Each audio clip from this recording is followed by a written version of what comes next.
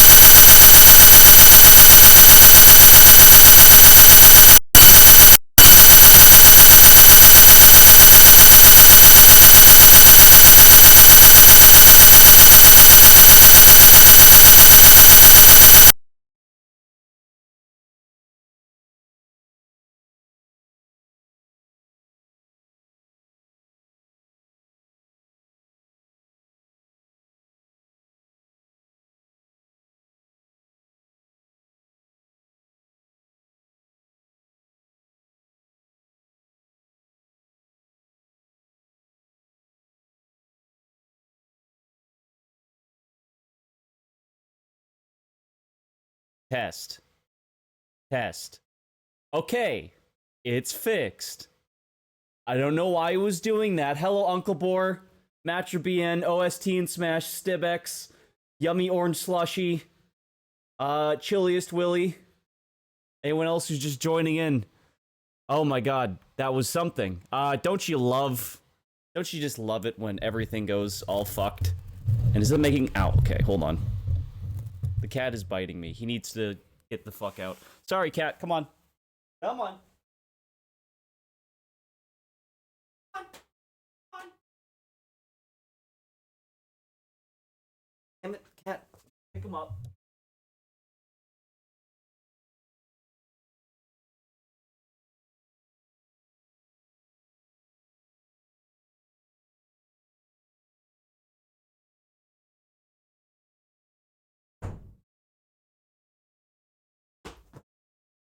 Okay, now we're ready. Who got modded? Make someone a mod. Okay. Mod OST in Smash. Oh, okay, hold on. We're just doing great today, apparently. Just doing wonderful. Okay, so tonight, it's not Goosebumps Choose Your Own Adventure. It's the original, old school Choose Your Own Adventure from the 80s. And I guess you can see my mic.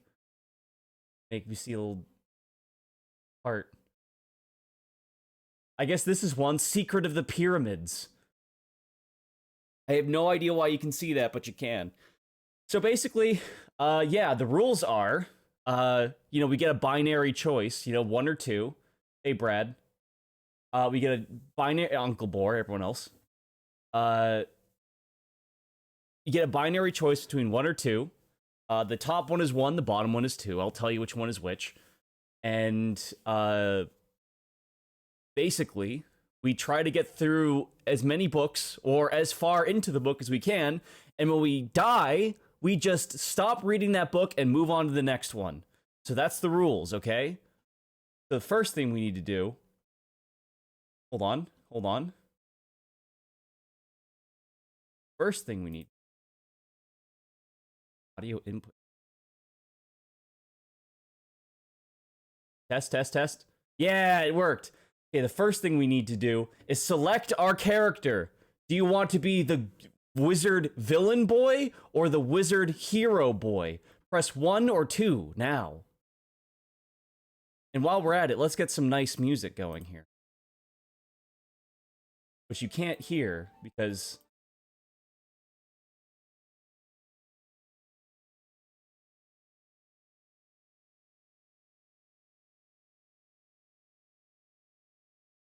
Output. There we go. Alright. 4 twos, 2 ones. Okay, we are gonna be evil wizard villain boy. Okay.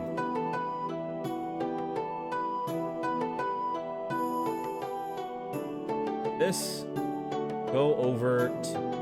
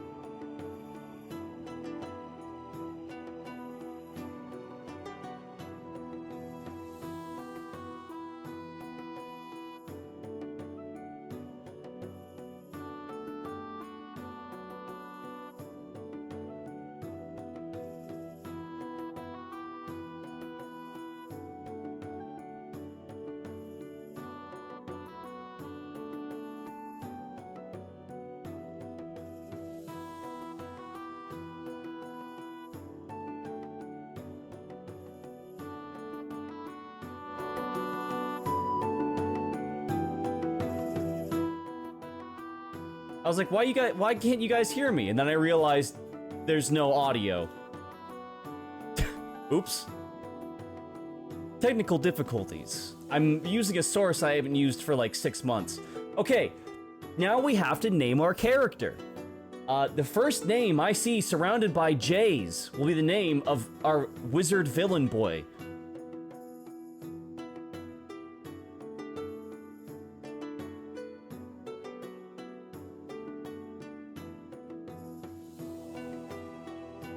Oh. Monkey is the name of our character. Okay. Alright, I just gotta get back into the groove here. It's fine, it's fine. Monkey. Alright, you are Brave Monkey. The wizard villain boy.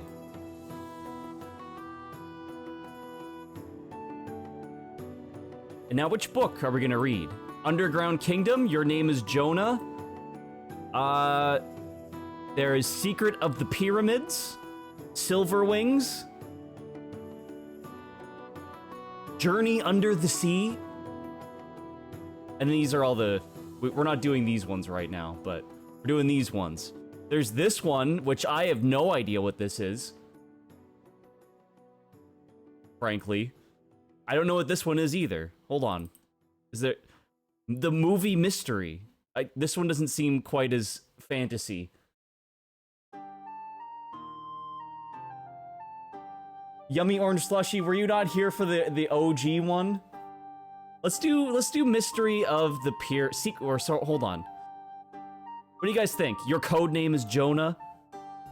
I don't think most of these are actually fantasy. Whatever. I don't care. I don't care. Escape. What do you guys think? What, any ones that are really coming up? They're really popping up at you? Journey Under the Sea. What is this one? The Fairy Kidnap. Okay, we'll do Journey Under the Sea. Okay. Do not read this book. Blah, blah, blah.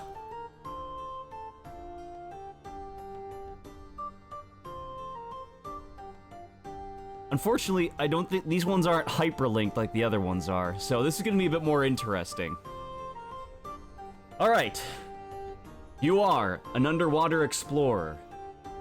You are leaving to explore the deepest oceans as a wizard villain boy.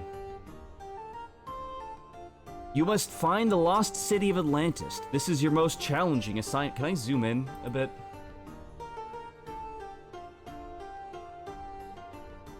This one has pictures, too. How nice. Let's see, this is what we're looking for. Lost City of Atlantis. Alright. This is what it looks like. There you go. Oh, not like that. Not like that. Not like that. Okay, we're good. We're good. It's morning, and the sun pushes up on the horizon. The sea is calm. You climb onto the narrow pilot's compartment under the underwater vessel Seeker with your special wizard gear. The crew of the research vessel Moray screws down the hatch clamps. Now begins the plunge into the depths of the ocean. The Seeker crew begins lowering a strong but thin cable. Within minutes, you are so deep in the ocean that little light flitters down to you. The silence is eerie as the Seeker slips deeper and deeper. You peer out the thick glass porthole and see fish drifting past. Let's see, what do the fish look like? No, not camera, just the fish.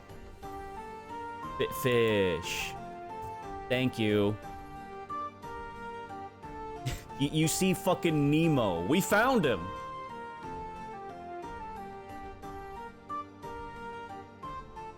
You peer outside the sometimes stopping to look at you, an intruder from another world.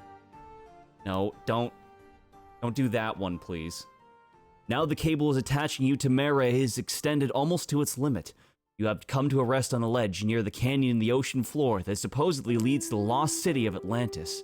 You have a special sea suit that will protect you from the intense pressure of the deep if you choose to walk around on the sea bottom. You may have ocean magic, that is true. Evil ocean magic, villainous. Bottom of the sea. Bottom, hold on. Diver suit. Oh. Yes, this is you. You can cut loose from the cable if you wish because the Seeker is self-propelled. You are now in another world.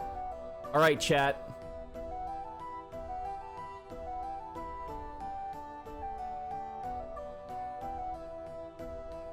Hold on. 1 second here.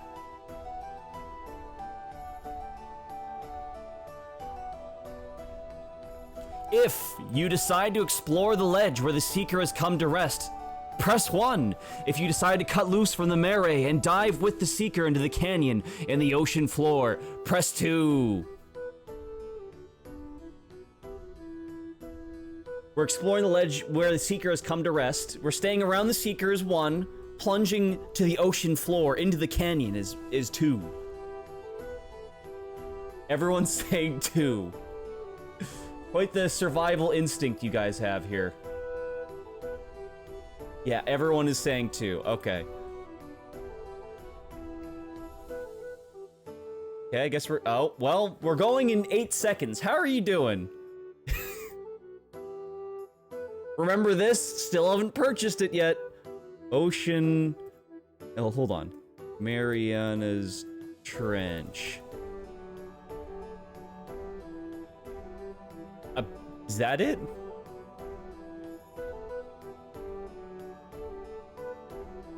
Hold on. This is not the best way to... This is not as well organized as the other ones, frankly. So... We selected page 5. You radio a status report to the Moray and tell them you are going to cast off from the line and descend under your own power. Your plan is approved as you cast off your line. Or, oof. You are now on your own. The Seeker slips noisily into the undersea canyon. As you drop into the canyon, you turn on the Seeker's powerful searchlight. Straight ahead is a dark wall covered with a strange type of barnacle growth. Strange barnacle growth. There it is. To the left, port side, you see what appears to be a grotto. The entrance is perfectly round, as if it had been cut by human hands. Lanternfish give off a pale greenish light. To the right, starboard side, the Seeker, you see bubbles rising steadily from the floor of the canyon.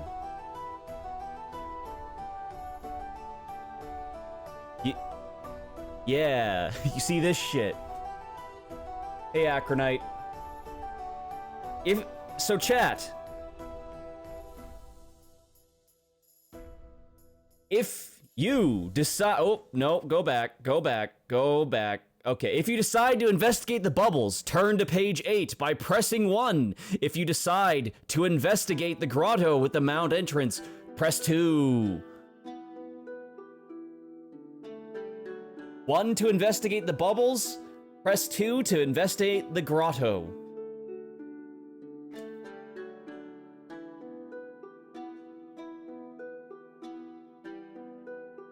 Looks like we're grotto gang here. Give it 5 more seconds. 5, 4, 3, 2. Uh-oh. 1. No. 1 and a half of 1. 3/4. Okay. That doesn't even work anyway. Okay, we're going to page 9. You pilot the Seeker through the rounded entrance of the grotto. Hold on. Round underwater grotto. Ooh, that's not what it looks like at all. Once inside, your searchlight picks up what appears to be docks and piers along the grotto walls. The Seeker's searchlight is not very powerful. However, you do have a special laser light, which you light up the grotto like daylight. Unfortunately, the laser can only be used twice for very short periods before it must be recharged aboard the Moray, more than 2,000 feet above the surface. Alright, chat. This has a lot more choices than the Goosebumps ones. If you decide to use the laser light right now, press 1. If you decide to cruise further into the grotto, press 2. Hey, T. Kalang. Anyone else joining in right now? Acronite.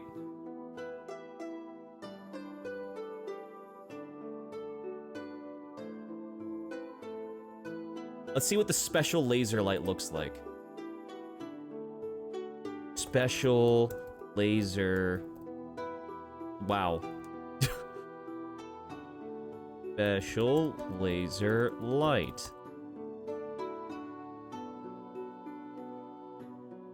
That's not what I wanted.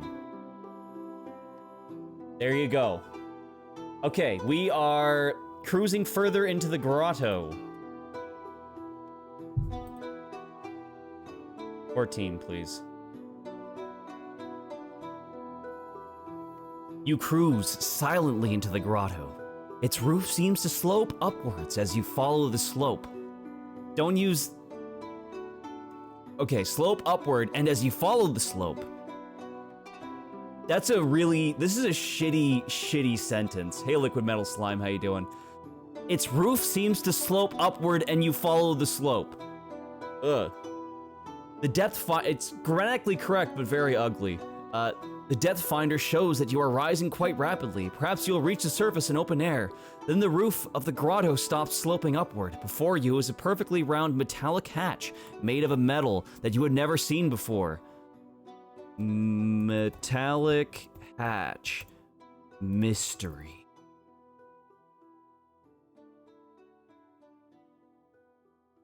Oh shit! With the mechanical arm of the Seeker, you try to open the hatch. It will not open. You begin to send radio signals at the door, hoping to make contact on the other side. If you decide to blow the hatch open with an explosive charge, press 1. If you decide to continue transmitting radio communications through the hatch, press 2. I have a feeling I already know what you guys are gonna do, but... Hold on. Hold on, press your 1s again for the 1ers. I think I already know what's about to happen.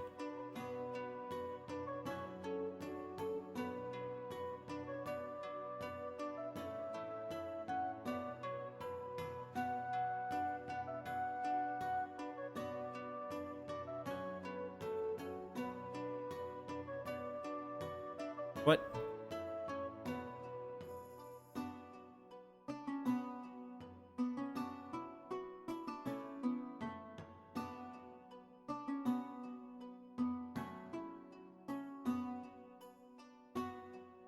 All right. Blowing it up. Works for me. 26. Okay. Blowing it up. 26. Go to 26, please. And we'll find out what happens in a second. Thank you, Ice Cream Ebook Reader. We just have dynamite. Imagine going on an undersea mission being like, yeah, I'm gonna bring some fucking dynamite with me, whatever, in this small space I'm in.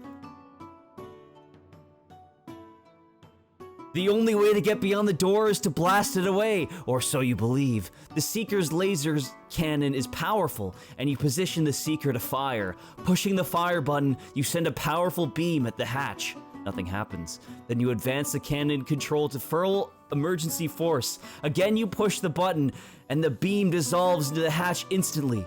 A flood of seawater rushes into the giant hole, carrying you with it into an air-filled cavern beyond. The water fills the cavern with speed and explosive force. You see several people scurrying towards the escape hatches. It is too late. You did the wrong thing. The end.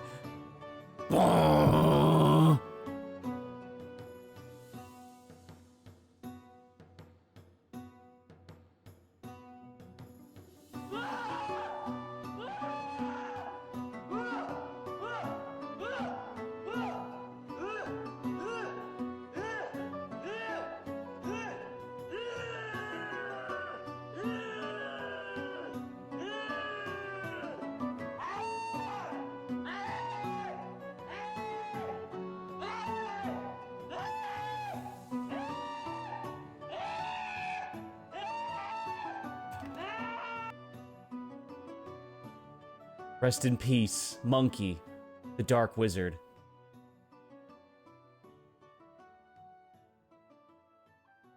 Well, and because you guys fucking died, we're done with this book. We have to go back to this. Select your character. Do you want to be the good wizard or the avatar of evil? Make your selection now. In like a second. Hold on. Actually, don't make your selection yet. Start poll. Okay, everyone's saying 2. Okay, good to know.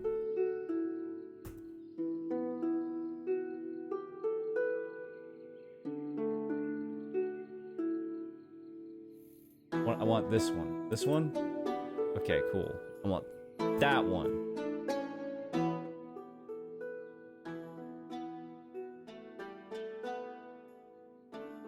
No, okay. Great. Hold on.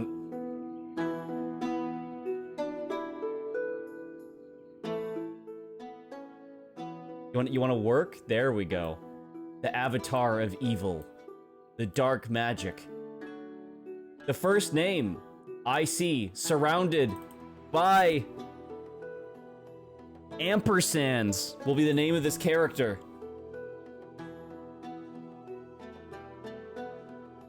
How's the music volume, by the way? Is it not overpowering? Oh, I said ampersand, so it's Glass. Glass, the avatar of evil. Okay, let's see which book do we want to read here. Let's do the fairy kidnap. That sounds good to me, right? Can you rescue the fairy princess, chat?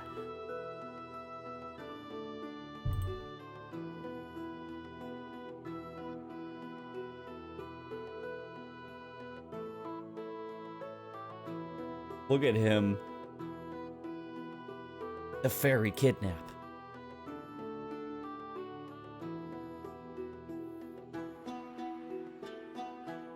In Ireland, there are many different tribes of fairies. Tribes of fair... How do you spell fairies?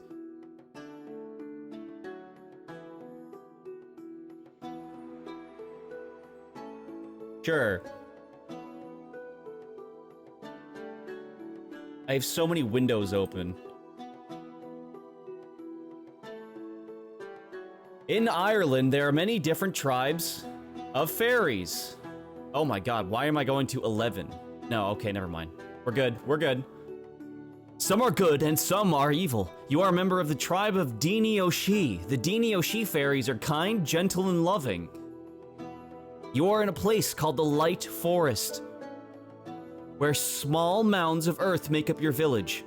Hold on. The Light Forest. Yeah! Looks comfy. Life is usually peaceful, but one afternoon you hear footsteps running up to your door. Your friend Tortenu bursts in and cries, "Princess Morgana has been kidnapped! Hurry! The king has called a meeting in the Great Hall!" You follow Tortenu along the underground tunnels to the palace. When you enter the Great Hall, the king has just started to speak.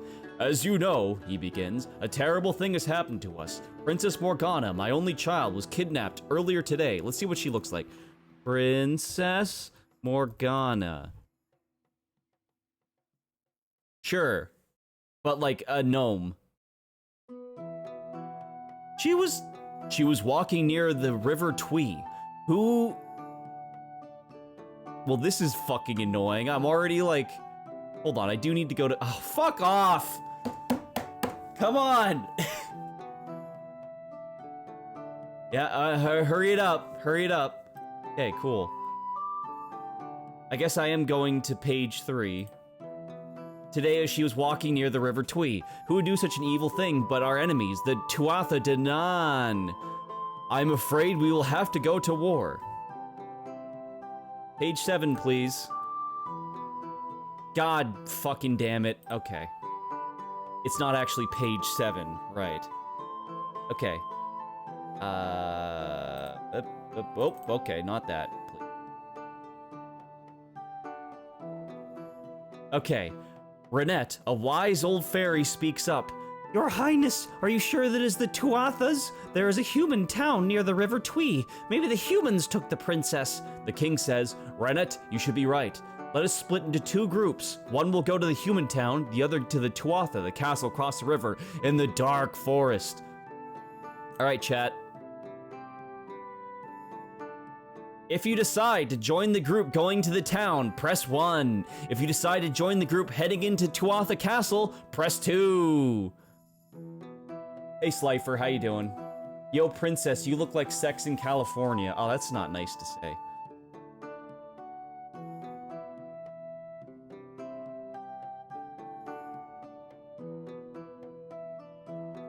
Oh, shit.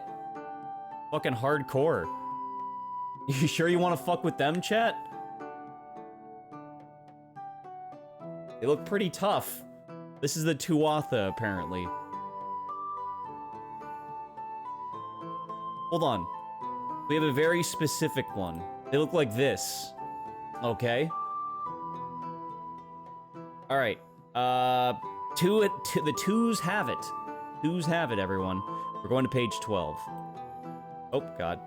But going to page 12 is kind of weird with this. The Tuatha Castle is a huge, hollowed-out tree in the darkest part of the dark forest. Even though it's daytime, you must use torches to light your path. Hold on. Let's add a torch to our inventory, shall we?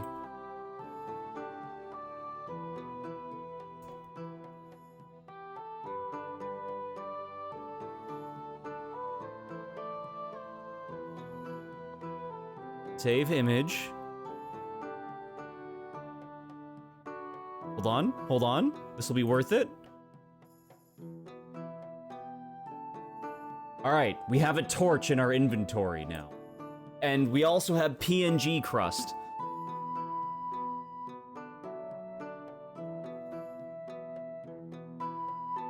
Even though it's daytime, okay. The king has come with your group. At the edge of the Tuatha's clearing, he says, everyone surround the castle, then wait for further orders. You and your cousin, Ilasp, end up crouched behind a mossy rock outside the castle door.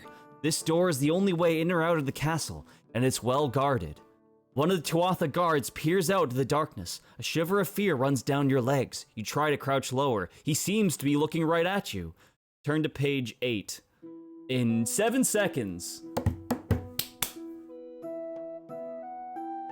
That's fucking Kingdoms of Amalur, is it? Everything is very quiet. Suddenly you hear a loud crash from the other side of the castle. The Tuatha guards all run to see what's happened. No one is watching the castle door. The king told you to stay where you are, but who knows how long the guards will be away. This may be your only chance to get inside the castle. Chat!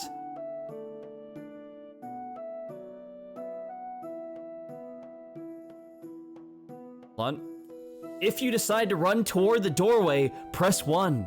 If you decide it's better to stay put, press 2.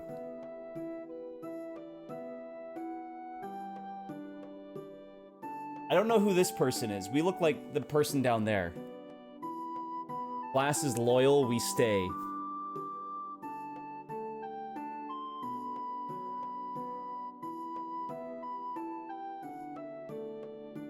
Five, 4, 3, 2, 1. Finish poll. The twos have it. Okay, it is page 22. No spoilers, no spoilers. What? There we go. You stay hidden behind the mossy rock. A moment later, you get an order from the king. Try to sneak inside, he says, nodding at you. Ilasp and 4 other fairies. 4 other fairies. The 6 of you spring to your feet and run towards the large door, but it's too late. Some Tuatha guards come around the corner of the castle, and you run with knives and spears. Everything happens so fast, you don't even have the time to use a magic spell for protection. In a few minutes, it's all over.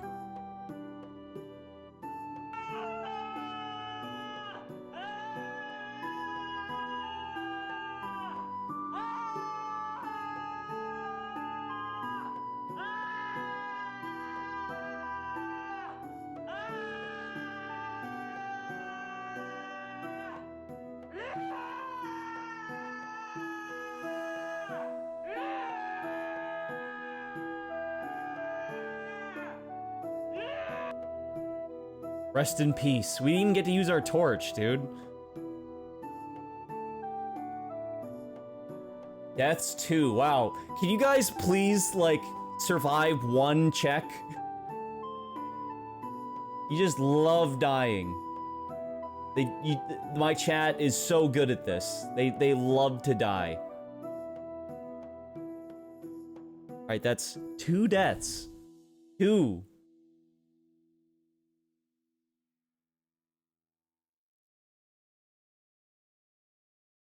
Okay.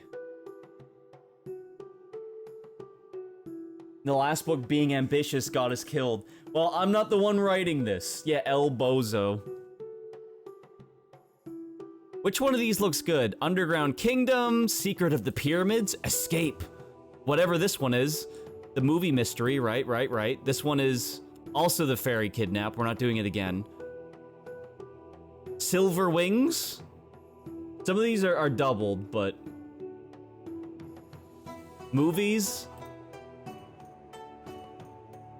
The movie mystery. We need different music.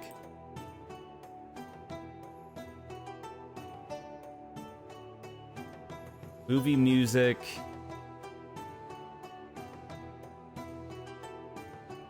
Royalty free.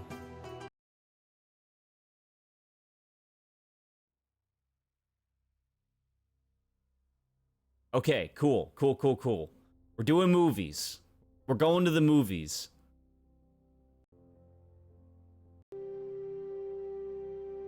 Sure. Okay, what do we want to do now then? Right, we want to go back to choose your character. Do you want to be the... Here, let's just... No one wants to be this guy. Do you want to be... Hungry Sacks? Or do you want to be old-timey Sacks? Which one do you want to be?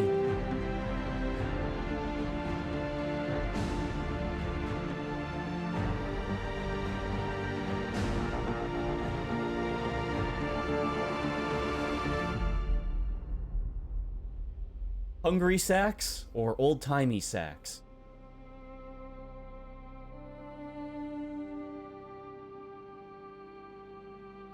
It's looking like Hungry Sacks. God, I look horrible in that picture. Oh my fucking god. I look god-awful. Look at my fucking thighs. Just terrible.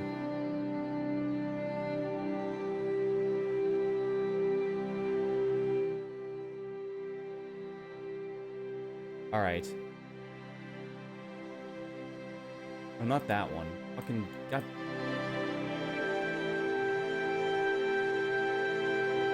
This one, please.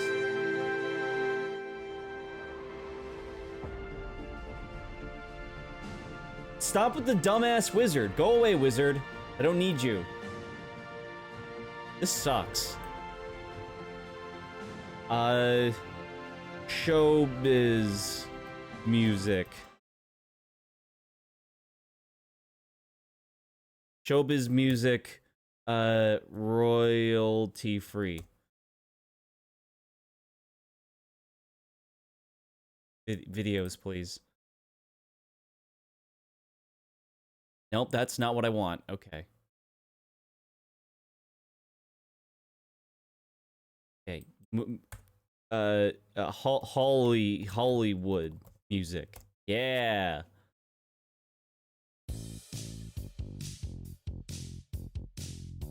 Okay, this is not really what I thought, but sure. Okay, the first name I see surrounded by capital P's will be the name of our character. As soon as I can fucking get this one. It's this one.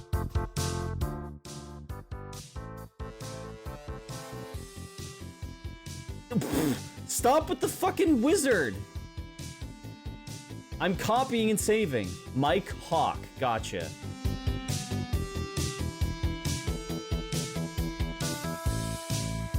Can I copy this, please? I cannot copy it. Okay, copy, please. Paste. There we go.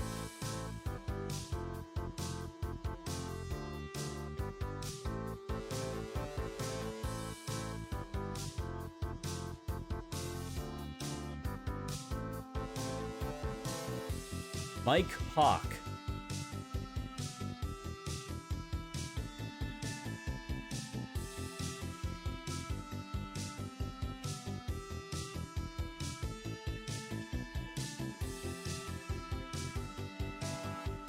Here, let's do this. World's most epic video game orchestral mix. Music. Excellent. This will be perfect. Okay, the movie mystery. They can't make this movie unless you can help. Okay?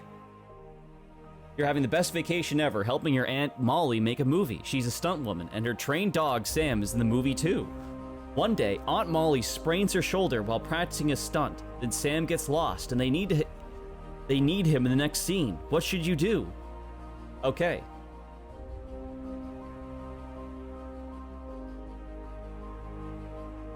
The movie mystery. Bears. Hold on. Keep in mind, this character comes equipped with 2 random sticks. What is this music? This is the most generic shit I've ever heard in my life.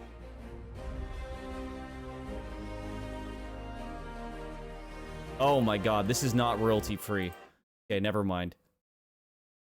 Exploration games and anime music. There you go. Okay, excellent.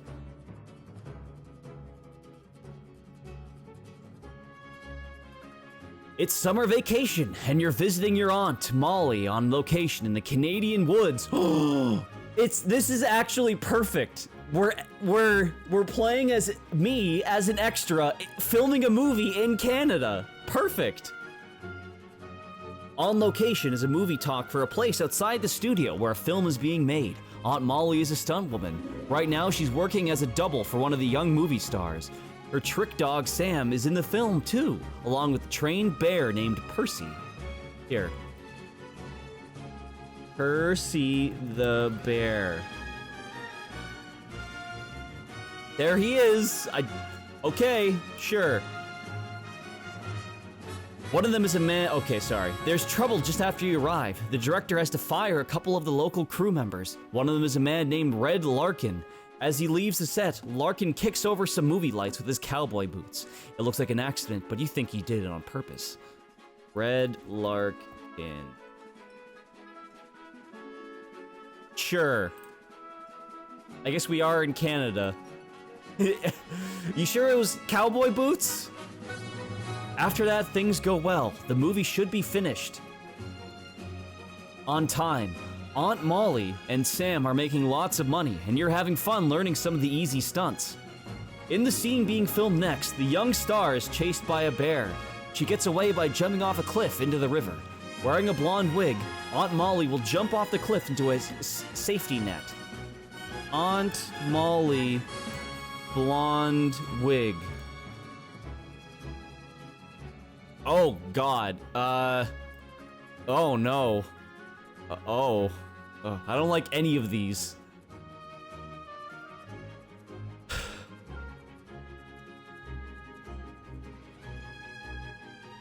Aunt Molly will jump up the cliff into a hidden safety net. Then the young actress will make a short jump onto the water.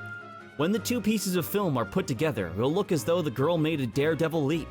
It's a simple stunt, but when Aunt Molly jumps, part of the net pulls loose and she sprains her shoulder. Ah! She says she's fine, but she groans when the director says he wants to film the jump again. Just then a crewman runs up. "Sam has disappeared from your trailer," he tells Aunt Molly. "Oh no," she says. "He's in the next scene." She turns to you. "Will you try to find him while I do the stunt again?" Should you look for Sam, or should you ask Aunt Molly if you can do the stunt for her? No, not that, please. If you offer to take Aunt... Okay, chat.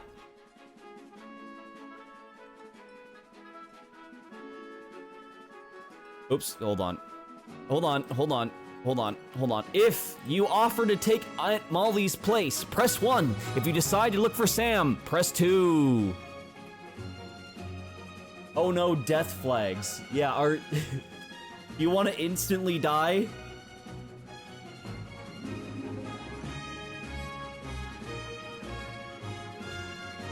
What everyone wants to just... My chat, you show them a cliff and they will jump off of it. Fuck this.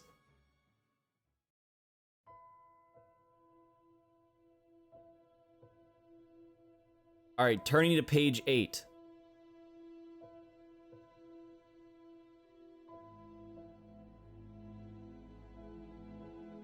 At first, Aunt Molly doesn't want you to do the stunt, but I've jumped into a net lots of times, you remind her. It's the first thing you taught me to do. Let the kid try it once, says the director. Rest your shoulders for a while.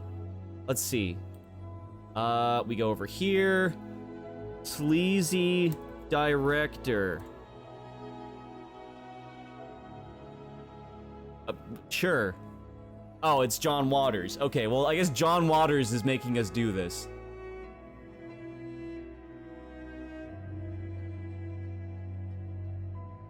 Finally, Aunt Molly says okay. You're worried about Sam, but you're excited that you're going to be in the movies. The dress Aunt Molly wears for the scene has to be shortened, although she isn't much taller than you are. You put it on along with the blonde wig. Then you walk to the edge of the cliff and look down the river, almost 40 feet below. The large safety net is much closer, only 7 or 8 feet below. The crewman checks the net to make sure the corners are tied tight. Then the director explains the scene. 26, eh? Any second now. I'm a little worried about this. Jumping off a cliff in a choose your own adventure story, not usually the best thing to do. Look behind you, then start running as though something has frightened you, the director tells you. When you get to that tree, we'll turn Percy loose. Stop for a second on the edge of the cliff, then jump. You're ready. Action, the director shouts. You run to the edge of the cliff. It gets set up to jump. Wait, there's someone down there. Is he doing something to the net? But here comes the bear. Is Percy smiling or growling? He's supposed to be tame, but he looks plenty fierce. Should you jump? What if the net pulls loose again? You could fall 40 feet. On the other hand, what will the bear do if he catches up with you? All right, chat.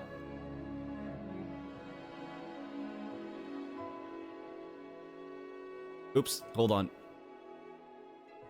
If you decide to jump, press 1. If you decide you'd rather face the bear, press 2.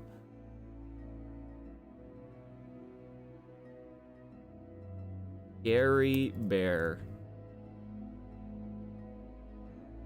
He's coming at you. He's pissed.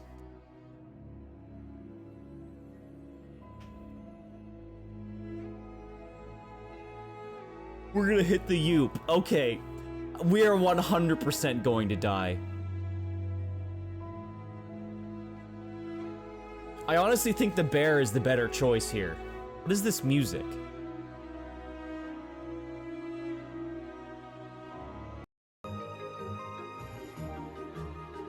Fucking Kingdom Hearts?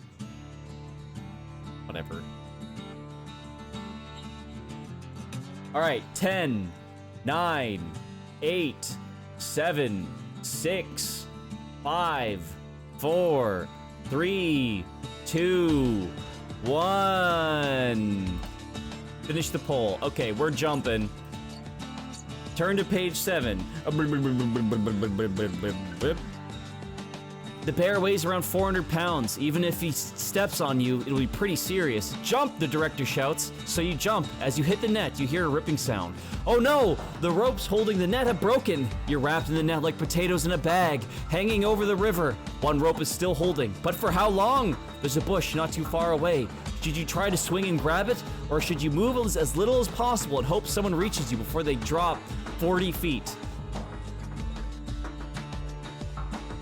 Okay, I think I know which one's probably smarter here. If you stay and wait for help, press 1. If you try and grab the bush, press 2.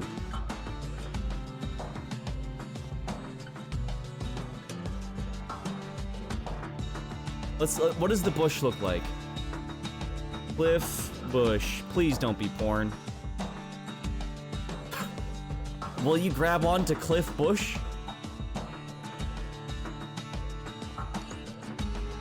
Alright, 10, 9, 8, 7, 6, 5, 4, 3, 2, 1. Okay. We try to grab the bush. 38. Any second now. Cliff, help us!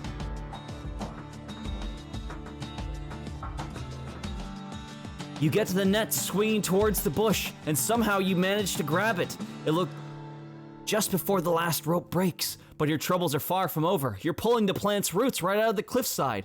Quick, take my hand, a voice says. It's Red Larkin, that guy who was fired. He pulls you safely to a narrow rock ledge. Red Larkin, more like red herring.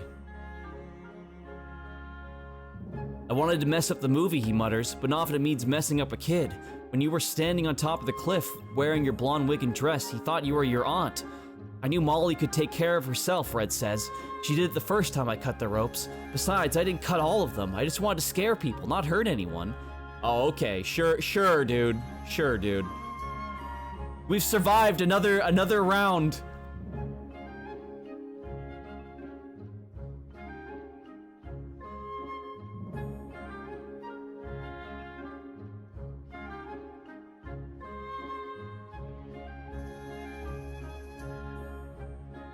Sure, that's Red Larkin. Sure. Turn to page 51. No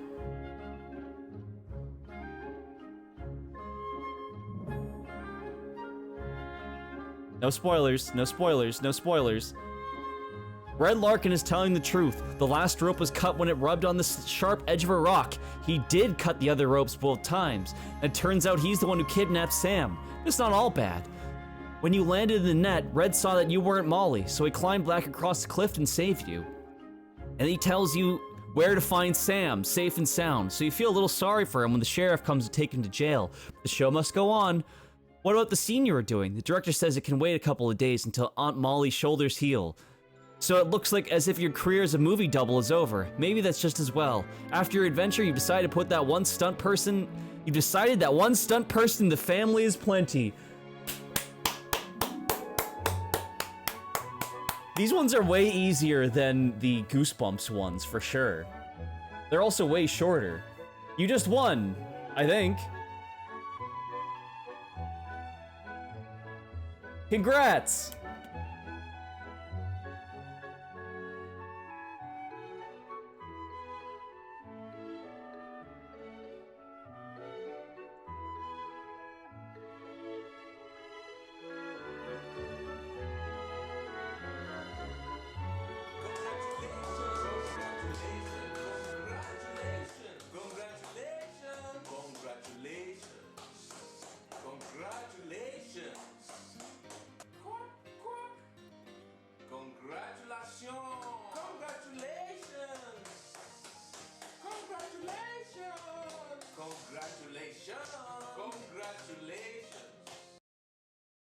You did it, chat. You actually won one. Incredible. I was not expecting that to happen. Wow, I actually have to add in a wins. These ones are way easier than the Goosebumps ones, for sure.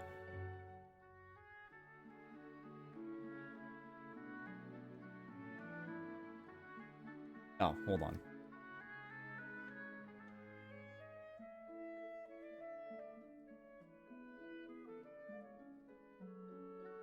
Incredible. Okay, I have to go to the bathroom, so I'm gonna be right back. But don't go anywhere. More books coming up. BRB.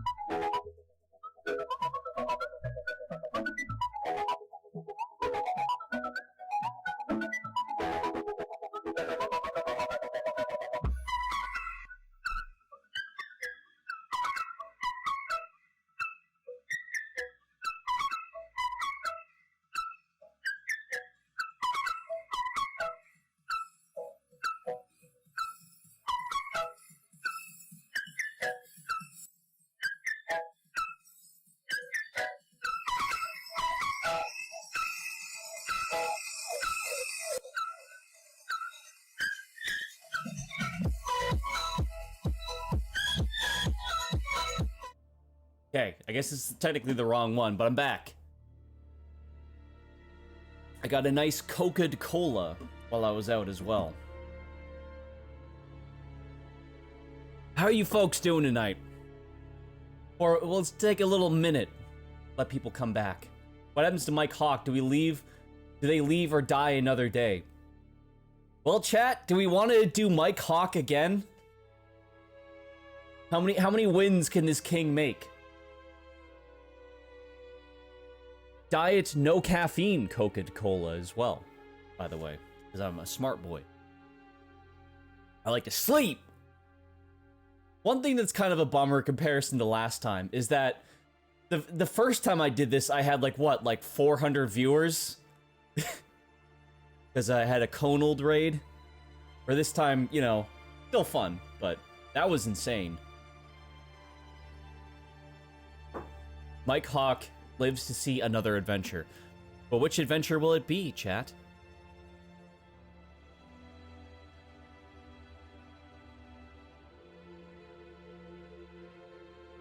Okay. Underground Kingdom, your code name is Jonah. The Race Forever. Underground Kingdom. We already read that one, I guess. Some of these are doubled, I don't know why. Escape. This is the movie one again. Silver Wings. Secret of the Pyramids. Any of these jump out to you, chat? First one I see is the one we're gonna do that we haven't already done. Obviously, we're not doing any of the Goosebumps one.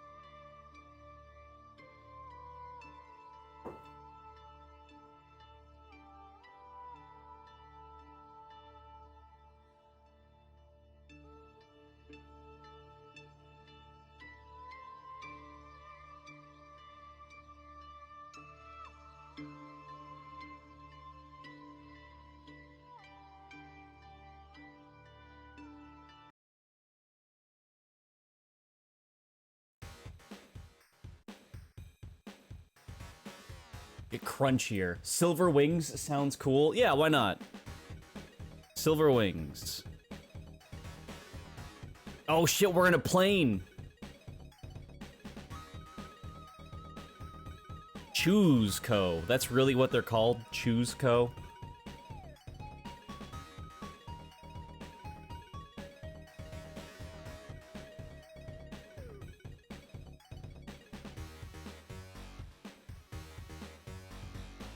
All right.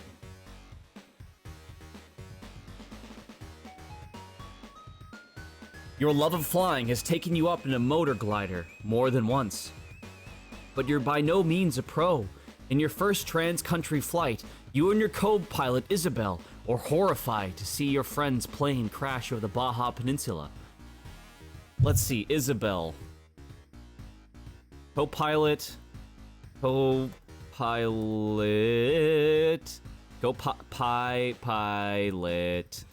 Isabel. I don't think Isabel should be flying a plane. I'll say that much. A little bit young for that, if I'm being perfectly honest.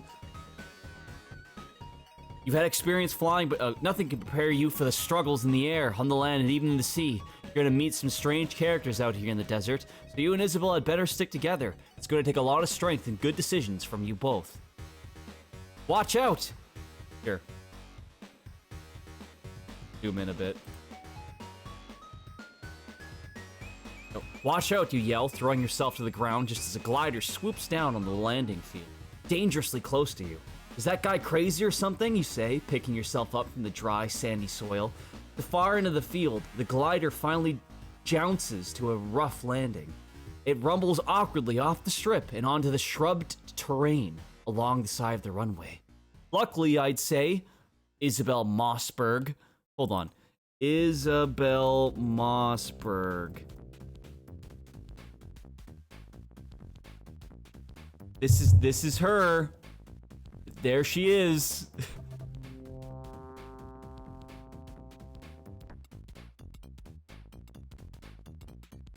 Isabel Mossberg comments from the Operations Shack, where your group, The Arborfield Soaring Club keeps its office.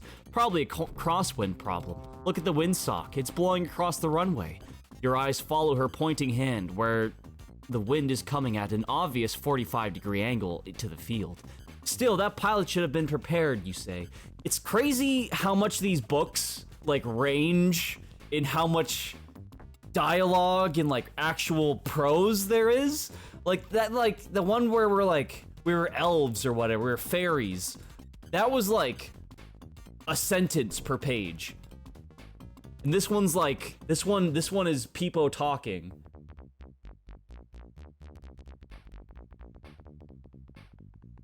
Still, that pilot should have been prepared, you say, but you quickly realize it could have been you in that tough situation up there.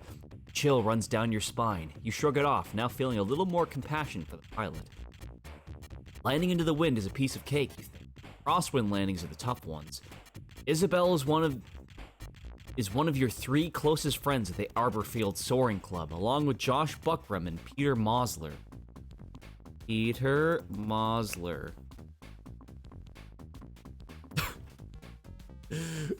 This thumb-looking motherfucker. The 4 of you have been friends for a few years. Hey, you guys, let's get with it. Time for a pre-flight planning session. We're leaving soon. Josh has just come out of the operations shack, a sheaf of papers in his hands. Where's Peter? Isabel asks. Right here, says Peter, stepping out to his bright California sunshine after Josh. This guy looks like he smells like sex in California. Also, this is the most cope hairline I have ever seen in my life. Holy shit. This is absolutely not a comb over. Peter, buddy, just shave it.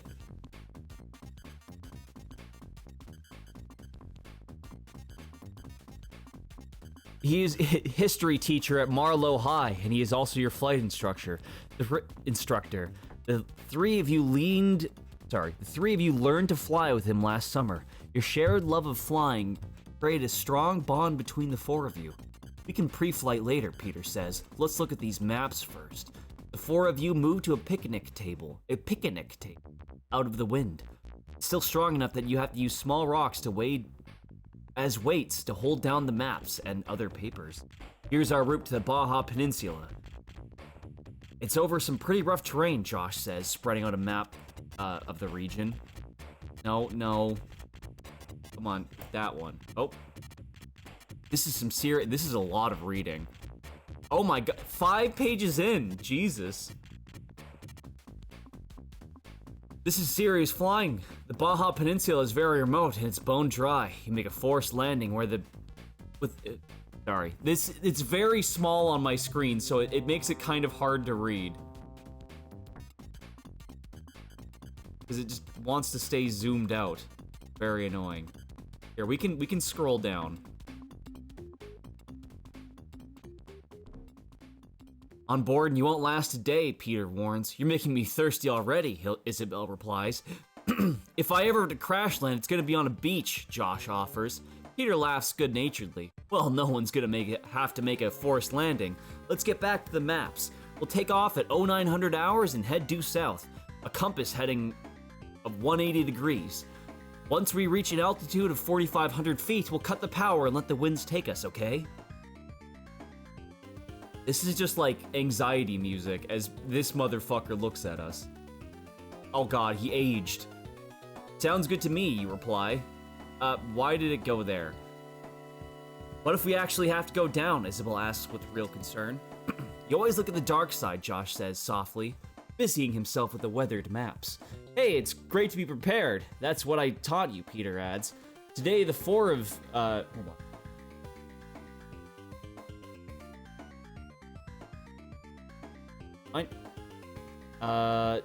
I got a notification. I'm like, what happened? Well, we won once.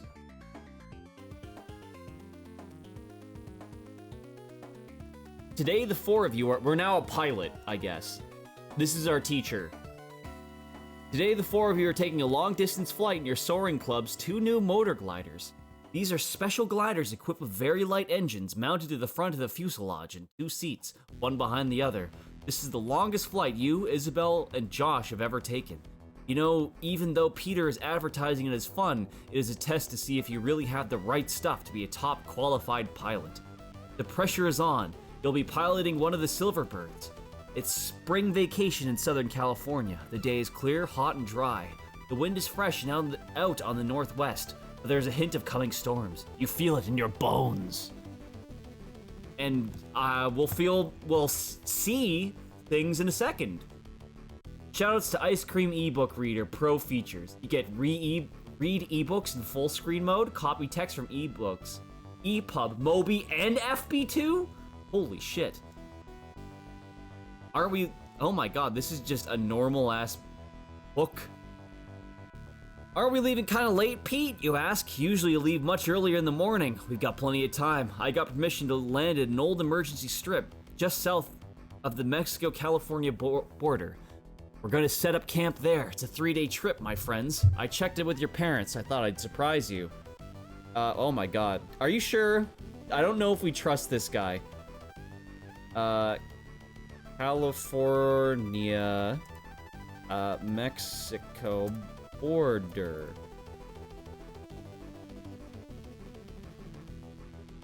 There we go. You mean it? Man, we can spend the night? Cool, Josh exclaims. What do we do about food, you ask? You have a few provisions packed, but not enough for 3 days.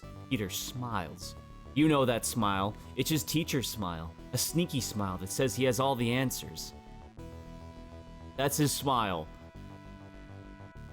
We catch our own, he tells you. Catch our own what? Isabel asks suspiciously. It's one thing to order a hamburger. It's another to kill it. Yeah, Josh adds. Some fun trip you planned for us, Peter. Hold on, guys. You aren't giving me a chance. I arranged for a friend to drop off some fishing gear at the airstrip. And just in case we don't catch any fish, I asked him to leave a cache of food for us. The caretaker there is Senor Gonzalez. Senor Gonzalez. There he is. Hanna-Barbera Wiki. He'll take care of everything for us. This is gonna be lots of fun. You'll like it. Trust me.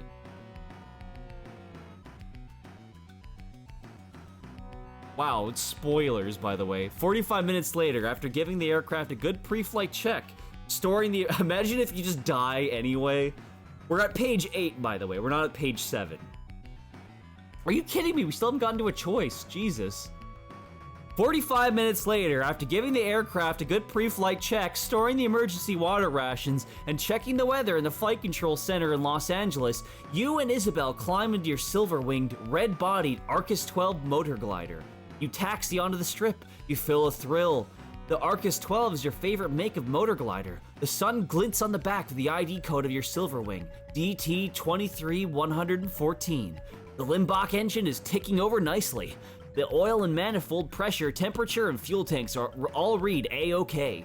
You waggle the stick to check the ailerons, and the elevator check the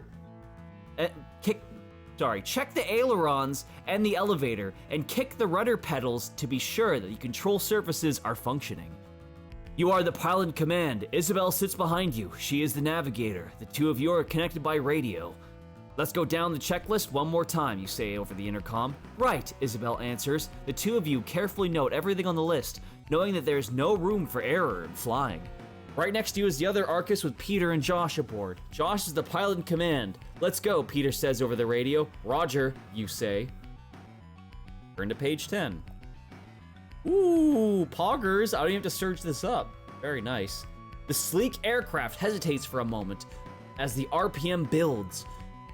You release the brakes. The plane shudders momentarily, rolls down the dirt. How old are we, by the way?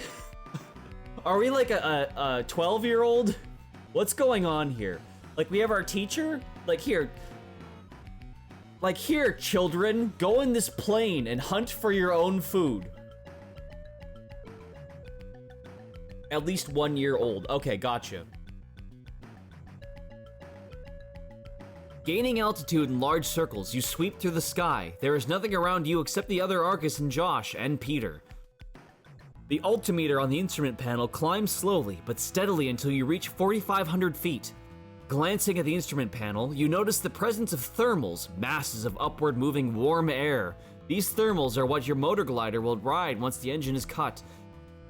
With them, you can stay airborne. Without them, your aircraft will slowly lose altitude and have to land.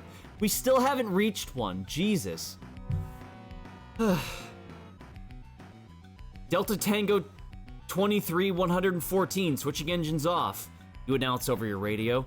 Read you loud and clear, we're switching off as well, Peter replies. There is a rush of wind and then a sense of freedom as the engine dies and the propeller spins in freewheel mode and then stops. Silence is coming. 2 hours later, you cross into Mexican airspace and careful to radio your entry to Mexican authorities. They acknowledge and give permission. 14. Great, huh? You say to Isabel, looking at the spiny halls running down the Baja Peninsula. Baja Peninsula. Yeah, that's where we are, chat. Is this really a choose your own adventure? I hope so, because otherwise it's just a book that makes you turn to weird pages. Great, huh? You say to Isabel, looking at the spiny hills running down the Baja Peninsula. The Pacific Ocean glimmers to starboard, the Gulf of California to port. I love it. I thought I said I love you. I was like, oh my god, that's all of a sudden. She replies. Suddenly you hear a crackle of noise on the radio. Little problem here, we've got an electrical failure. It's Josh's voice. And although it sounds calm, you can hear an anxiety in it. I read you, Josh. Tell me more. You reply. Both of you and Isabel crane your necks to catch a glimpse on their plane, which has dropped several miles astern of yours. You finally spot it as you make a slow banking turn to the left. I smell burning wiring. There's no smoke yet. Some of the instruments are already out, he replies. Throw the breakers, you suggest. We have. No good. We're landing. Better safe than sorry. We'll join you. You offer. Isabel signals her assent. Okay, but you don't have... The radio transmission cuts out. Anxiously, you watch as they spiral down in large circles. The sandy land beneath is rugged. We could return to our base after they land and get help, Isabel. Or we could land with them. It's a toss-up. You're the pilot in command. What do you think? She replies.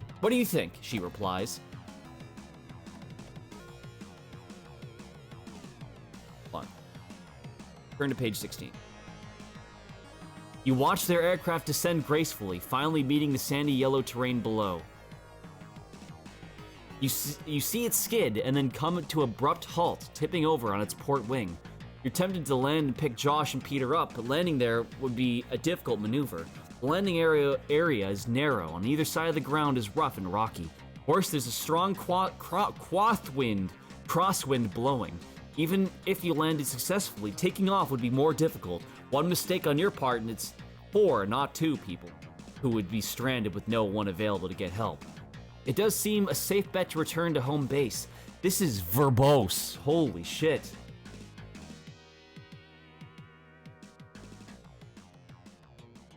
But it would take time to get there. Oh my god, there's 3 choices. I was not prepared for this. Meanwhile, Josh and Peter would be in danger. Bandits and smugglers are known to roam the area, not to mention scorpions and poisonous snakes. The abandoned strips of the border is much closer. It wouldn't take long to get out there, and you could radio for help for them. The food cache is there too. You could return to Josh and Peter and drop some food and supplies down to them. Let's see. Mexican Bandito. Watch out. They're here. Okay, chat.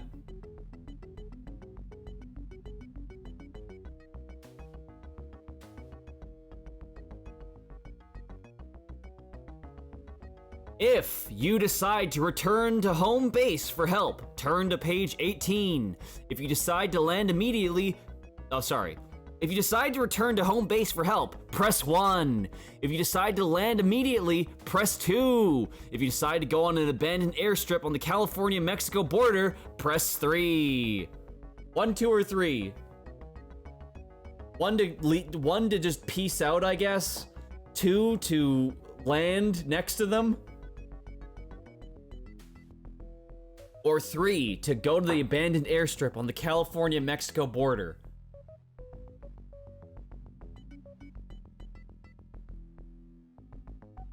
This is some Genesis-ass music. Like, not like good Genesis music, like a shitty Genesis game kind of music.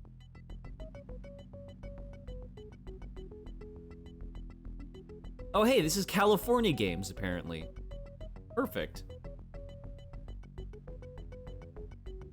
Alright, 10, 9, 8, 7, 6, 5, 4, 3, 2, 1. Okay. We're going to page 33, baby.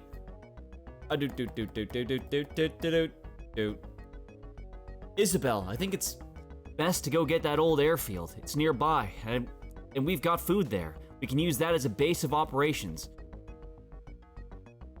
2 downed planes are a lot worse than 1. If we land where they did, our chances of being able to take off again aren't good. You're the pilot in command, she replies.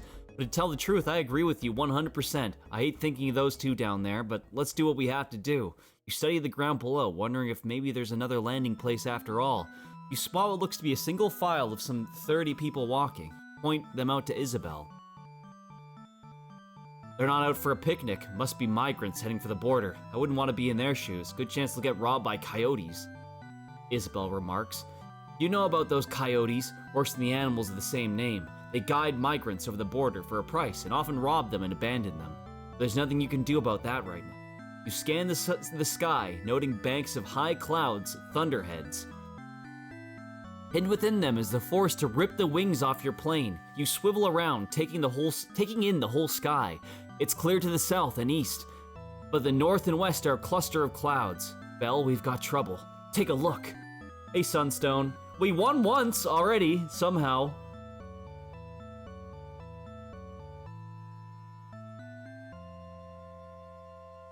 Deaths. Oh.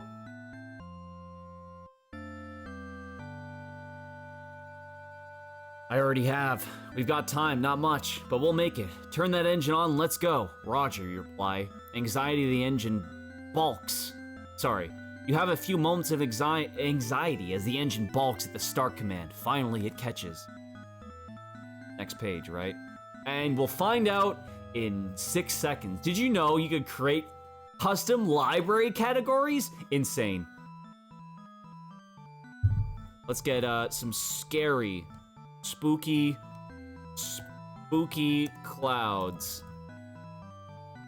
Uh-oh. Spooky clouds. It was 35, right? You skim along right under the cloud base at altitude above 5,000 feet. The air is bumpy, and you must keep a firm hold on the controls without overpowering them. Intent on your job, you keep communication between you and Isabel to a minimum. Miles slip by, and Isabel does the navigating, giving you the compass heading towards the corrections, wind drift. Luck is with you, and the clouds do not dip down to engulf you. That should have been a choice. Whatever.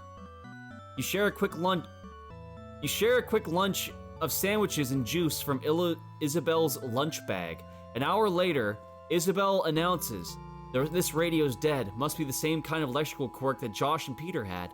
Hey, you don't think it's sabotage, do you? Sabotage? I doubt it.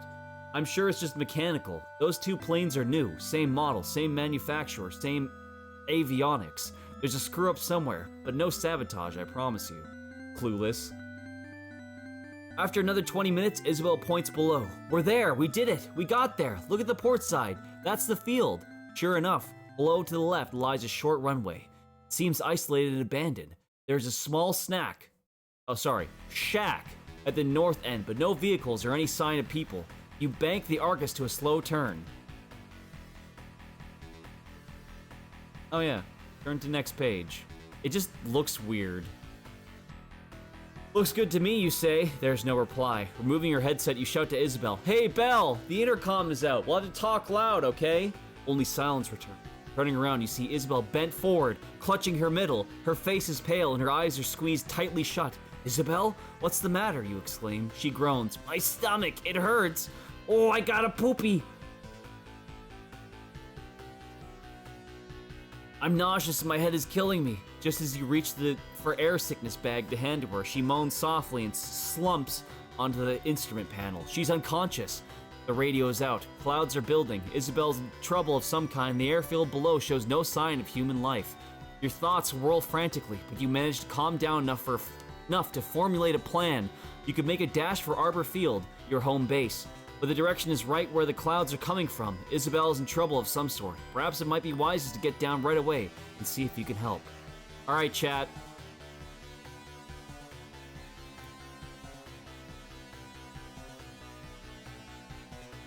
If you decide to head for home base, press 1. If you decide to land immediately, press 2. Which is it gonna be? Let's get a peek at the small runway Mexico. What does that look like? This is the runway.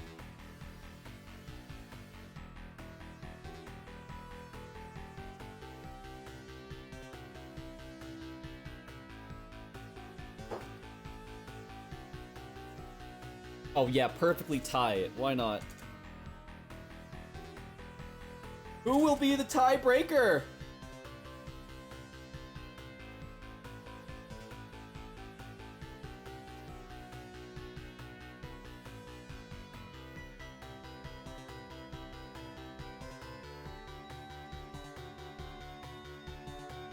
One more person has to say 1 or 2.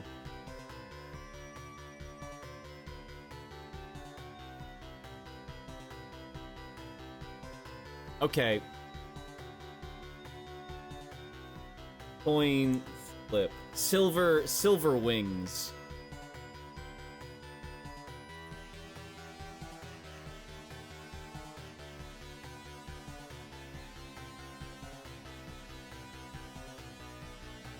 All right, heads is 1, tails is 2. That is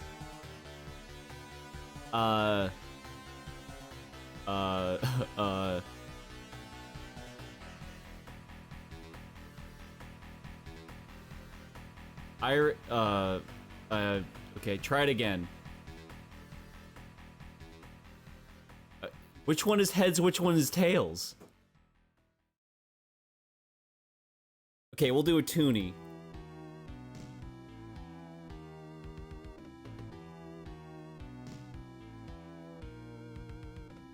Yeah, we'll flip the toonie. Okay. Heads. Okay, 1 it is. Oh, never mind. Acronite's here. Okay, well, 1 anyway. Page 60. This seems like the bad idea, by the way. We're going home, Belle. You'll be alright, I promise. A quick check of the fuel is reassuring. You can make it back with room to spare. That is, if the clouds don't rip you to shreds. With the last look at the deserted field, you head the Arcus northward, upset that 2 friends are down in rough land and Isabel is unconscious behind you. All the training in the world won't prepare you for the unexpected. You turn your attention to flying, doing your best to keep focused. Still, you frequently try to get a response from her. Belle, can you hear me? We're doing fine, just fine. I'll have you home in no time. But there's still no response from Isabel. You're thinking of all sorts of diagnoses, from epileptic seizure to brain tumor to poison. Poison, you yell. Sabotage and poison! Your mind jumps back in time. One day, at the airfield, a man failed his pilot flight exam and was told he had to change his attitude and sloppy flying habits. Peter had been both fair and firm about the whole thing. The man was taking far too many chances. They really should have set this up beforehand.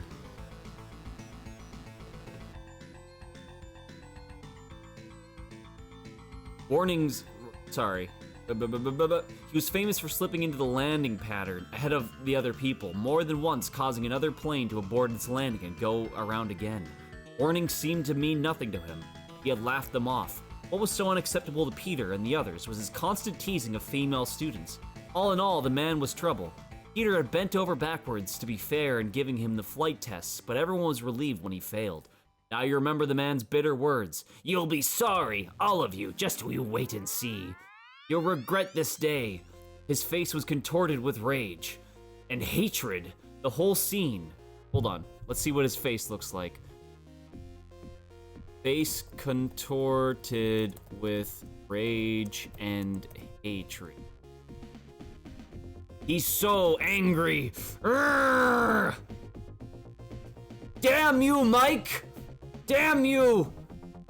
Your name may be Hawk, but you will not be flying today. Ha ha ha ha ha!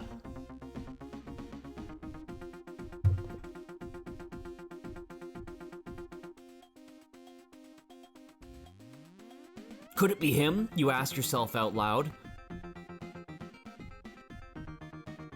You are startled by moaning coming from behind you. Fucking slaves!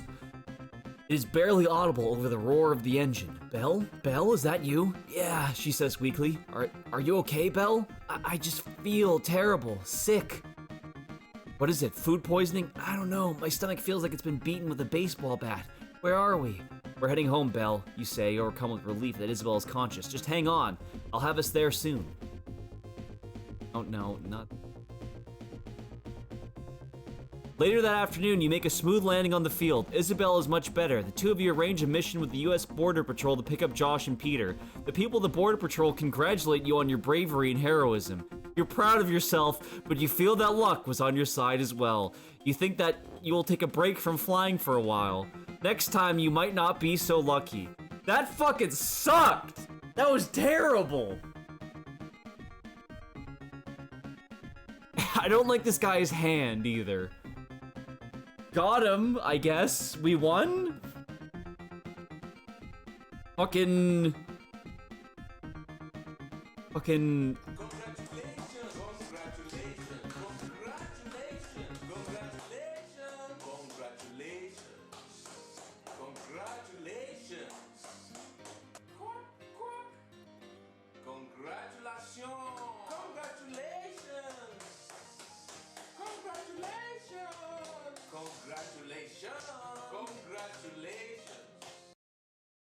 We got the most boring ending, too.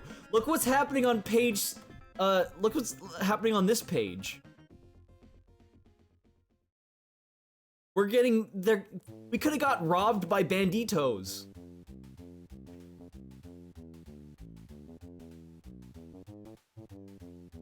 This has these ones have way too many endings where you don't horrifically die.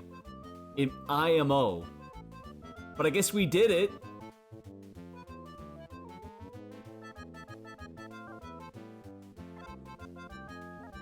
Okay, chalk up another one for Mike Hawk. These ones are way easier than the Goosebumps one. Well, that's why Goosebumps is goated. It really is. Because there's only like 2 endings that aren't death. Those.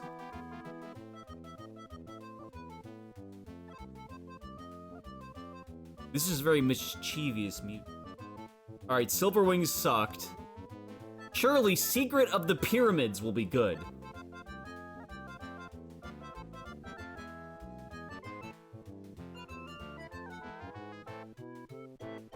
Oh yeah, look at these illustrations. This is gonna be good. You are relaxing one afternoon after school when you get a phone call from your uncle, Bruce, a brilliant scientist and world traveler. I'm just in from Egypt, he says. I have to get new equipment to continue my investigations of the pyramid. How would you like to go back with me for a few weeks? You have always envied Bruce, dashing off to exotic places in the Middle East and the Orient, sometimes vanishing for months at a time. It doesn't take you long to make up your mind to go. Hello, Uncle Boar. Yeah, that last book sucked. Look, this one already has a choice on page 3. The next few days are a blur of preparations. Before you know it, you and Bruce are on a TWA jet heading for Rome. TWA jet. There we are. Tits with ass. My kind of plane.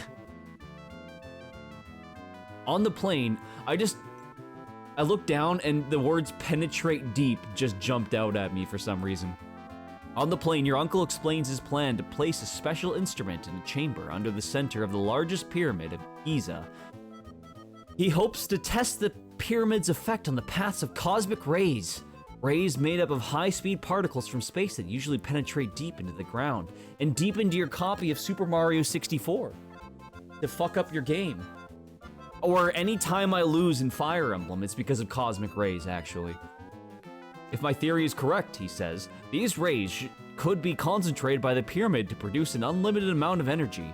Yeah, sure, dude. While Bruce is talking, you notice that a man nearby is straining to hear him. No doubt he's just curious. He is strange looking, though. Strange looking man. What does he look like?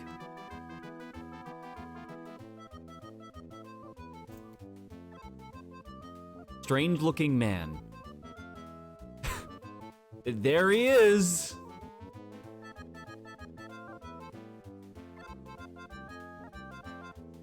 In Rome, you change to an Egypt Air jet. You are startled to notice the same man from the other jet aboard your Cairo-bound plane. I will have lots of red tape to take care of at the airport when we land, says Bruce. Why don't you just breeze through customs and take a cab to the Star and Crescent Hotel, where we're staying? My assistant, Andrea, will be waiting there for you. We can get you settled in our room while my equipment is unloaded from the plane. Assistant Andrea. What does she look like? God bless you. Telltale should have made a Goosebumps game. That would be amazing.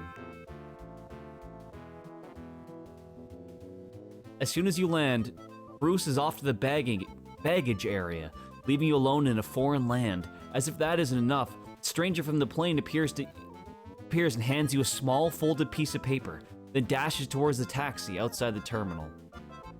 Hold on, let's get the stranger again. This man gives you a piece of paper. Quickly, you unfold the note. Scrawled in red ink are the words, "Beware the Sphinx." You have heard the statue of the Sphinx next to the pyramid. But why should you be aware of it?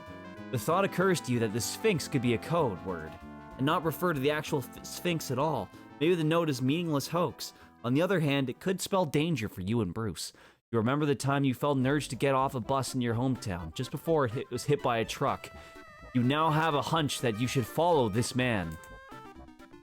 Alright, chat. With the goofiest music possible. El Viento. Or no, this is Quackshot, sorry. Beware the sphincter. Alright, chat. If you try to follow the man, press 1. If you decide that it's wiser to go to your hotel, press 2. We following him? Any followers?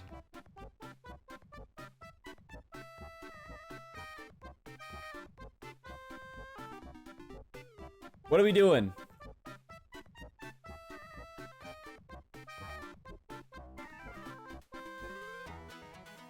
Perfect tie. Incredible. Never managed to not tie.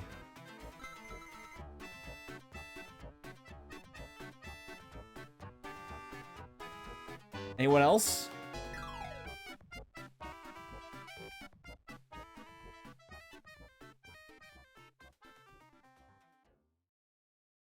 All right.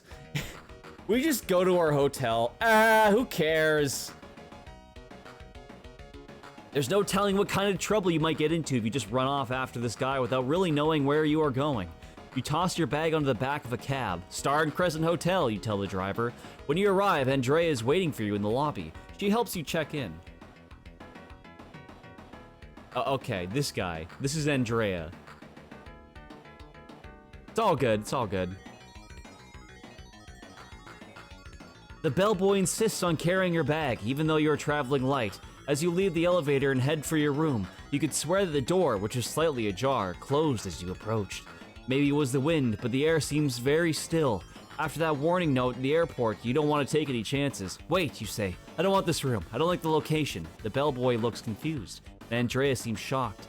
You haven't had a chance to tell her about the note. I'll explain later, you tell Andrea. Right now, I'm gonna go back down to the lobby and ask for a different room. The check-in desk. The clerk will not listen to you. What will you do? All right, chat. This is I guess this is the clerk. I don't know. This one.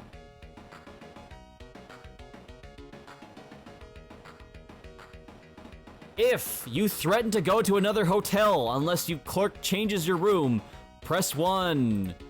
If you decide you're imagining things and let the clerk talk you into taking your original room, press 2. Are you a Karen, chat? Or is that Chad behavior?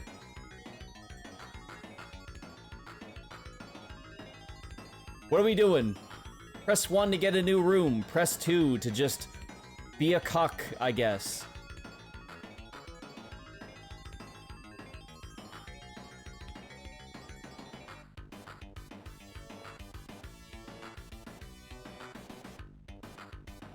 Mike Hawk will pass any charisma check. That is true.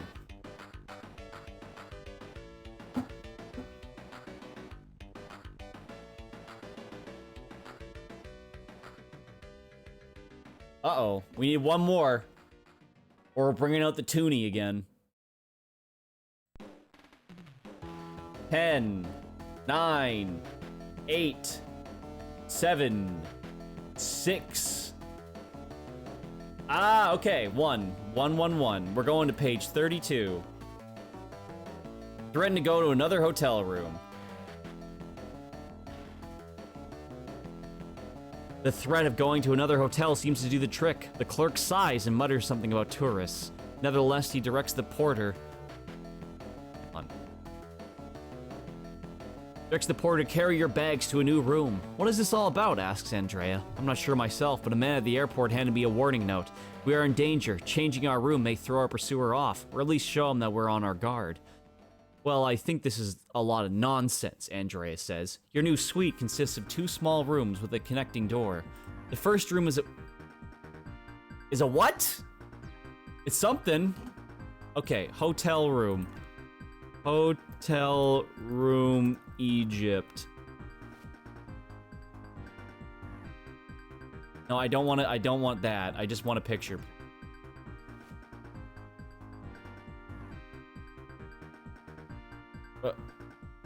Okay, there we go. Your new suite consists of 2 small rooms with a connecting door. The first room is windowless. The second has a small window covered by a screen with very elaborate grill work.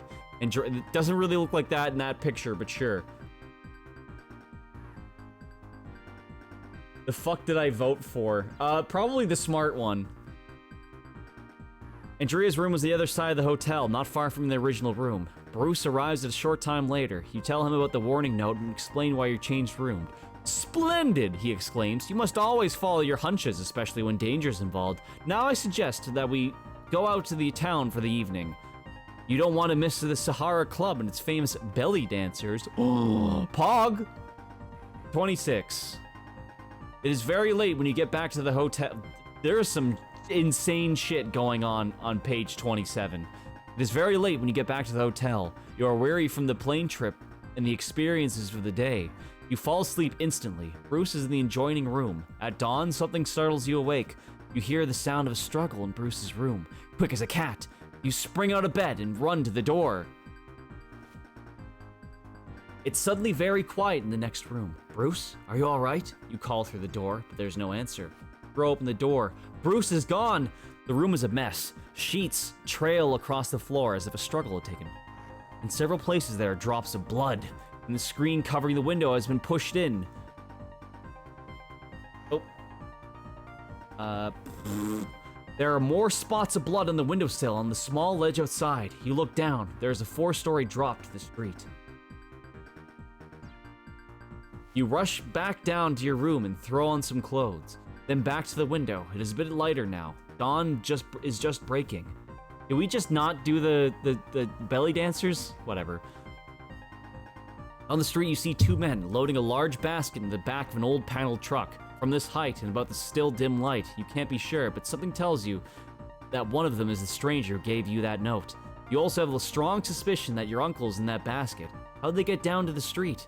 The ledge outside the window extends only a short distance on either side. There are no other windows nearby, but there are several small balconies on the 2nd and 3rd floors. There's also a drain pipe on the side of the ledge. Maybe you could slide down the drain pipe to the nearest balcony, and then climb down to the street. You're in a panic. What should you do? Chat!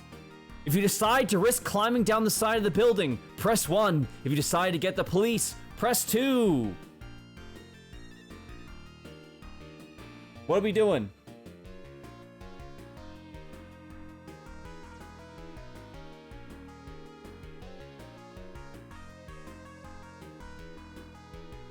Everyone's saying 1. Okay. We are climbing. A cab. My stream says A cab, apparently. You slide down the drain pipe to the balcony below. You then begin to lower yourself onto the street. You try not to look down. Carefully, you reach around with your foot or whatever... Sorry. For whatever footholds you can find sticking out from the building. It's easier than you had expected. Finally, you make it down to the street. You can still see the truck. It's only a block away, stuck in traffic. You pull your way through the crowded street as fast as you can to catch up to it. Out of breath, you reach for the back of the truck. You jump on and struggle with the doors. They fly open suddenly, and you fall back onto the street, banging your knee. Hopefully, hopping painfully on one leg, you get up and pull yourself onto the truck. Turn to page 53. I'm just gonna hit right a whole bunch while I wait for this to clear. Turn to page 69. Nice. Let's also get truck carrying basket.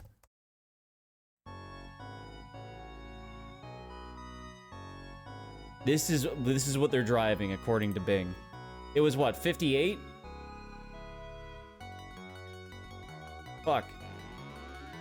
Sorry, what page was it? No, it's not that one. Ah, fuck me. Fuck, I gotta look at the pictures. Okay. 17. 53, okay.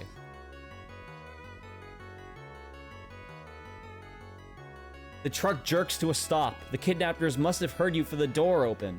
They reach into the back of the truck just as you're trying to open the basket. One of the men is a hulking brute. The other man is the one you saw on the plane in the airport.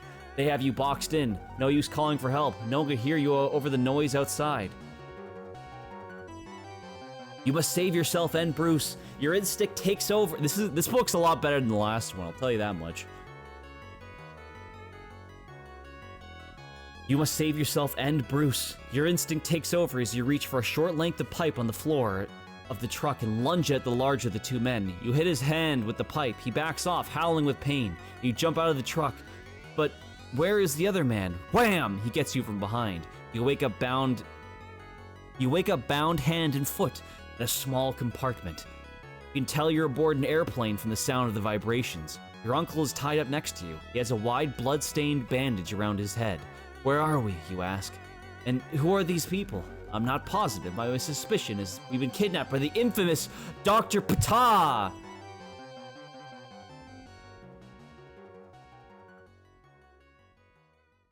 Dr. Ptah. Are you sure? I think he might have been dead for a little while. Turn to page funny number. Okay.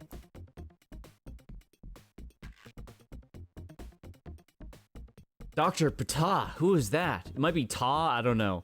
But Bruce has no time to answer. The plane is landing. The door of the small compartment opens. 3 men grab you and Bruce by the ankles and pull you out of the plane. Because, you know, planes just land instantly. Dumping you on the ground like 2 sacks of potatoes.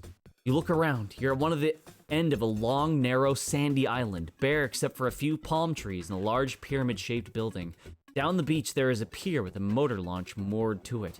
One of the men cuts the ropes at your feet and wrists, then does the same for Bruce. More men appear carrying rifles. All right, one of them orders. You two march towards the building over there. As you walk, you realize just how large the pyramid building is. Though clearly not a solid structure like the ancient pyramids, it has rows of windows at various heights. It is still 20 or 30 stories high. A large mast of some sort rises from the top. A mast is bent sideways to a crazy angle.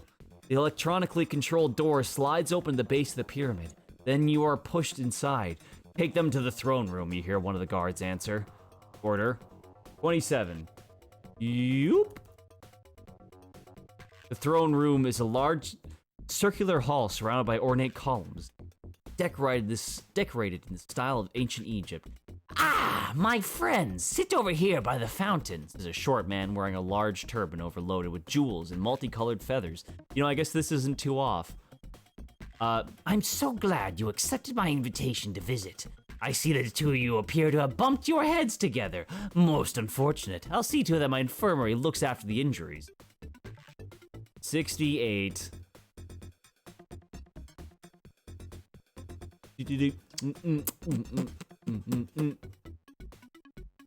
Any minute now. Okay. I can't wait to edit title and author name for ebooks. Were we just on 69? Whatever. "I can do without your infirmary," says Bruce. "The only thing I want is a ride out of here." All in good time, all in good time. First, I must explain to you that I am Ptah, direct descendant of the pharaohs. I am here to complete their work. I intend to conquer the world. "Just how do you plan to pull that off, pull off that little feat?" asks Bruce. "With your help, of course, Professor. Several Russian scientists were on the verge of completing a particle beam ray gun. By various means, I have had them brought here." Okay, compare and contrast this story with the last one. Where the last one, we flew a plane and then decided to go home because it was too dangerous and called the authorities, and we won. Whereas in this one, we're saving the entire planet. And now with you to help them complete their work, they'll be done in no time at all. When it is finished, the ray will be directed in a mirror on a space platform that I have already placed in orbit around the Earth. I will then be able to bounce the ray back into any point on Earth, utterly destroying the targets that I choose. If you refuse to help me, you'll be imprisoned on the space platform. Jesus Christ. I give you exactly 1 hour to make up your mind. The guards take you and Bruce to a small room with the barred windows and lock you in. Alright, chat. It's that time again. If you and Bruce pretend to go along with the Ptah in order to play for time, press 1. If you think that you should try to escape without delay, press 2. Wait, that was the whole story. Yes, that was the whole story for the last one. It also took like 5 times longer than every other one to read.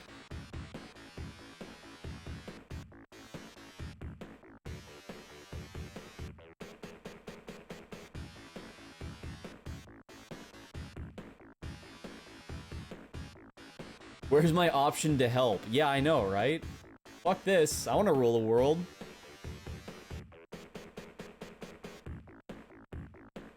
God, Mike is unstoppable, dude. Alright. 5, 4, 3, 2, 1. Okay, we're pretending to help. I was just pretending to be evil. No spoilers, no spoilers. Bruce seemingly agrees to cooperate. Ptah is delighted. Bruce is sent under guard to work. Are we Bruce now? Work in the laboratory located in a vast complex under the pyramid. Hold on.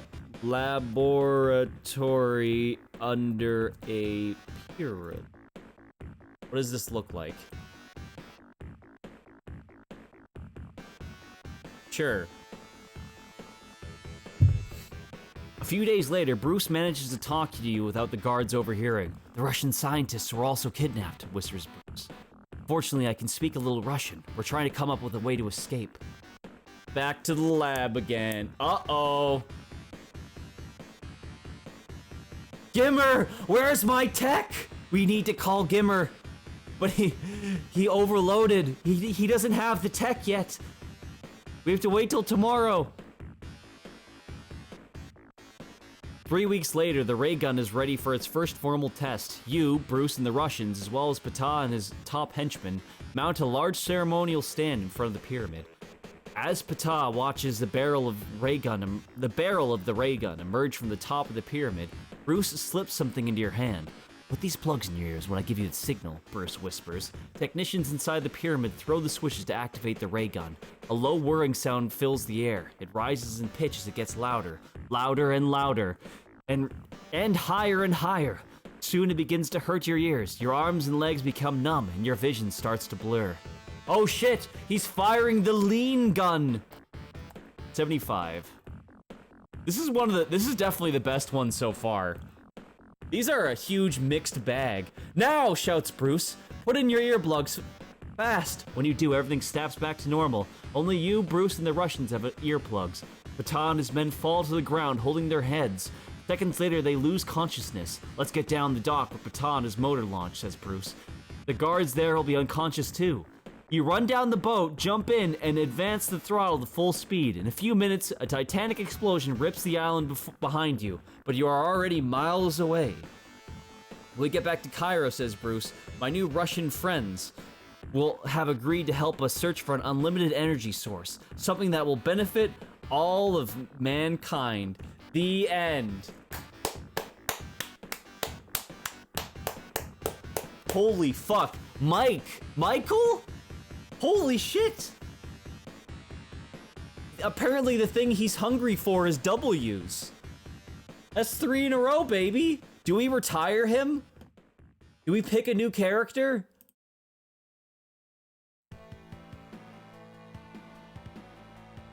We need to take Mike to a Goosebumps book. Good idea. We'll take Mike to a Goosebumps book later. Okay. He is the GOAT. He will hang out in the corner with the sub button. There you go.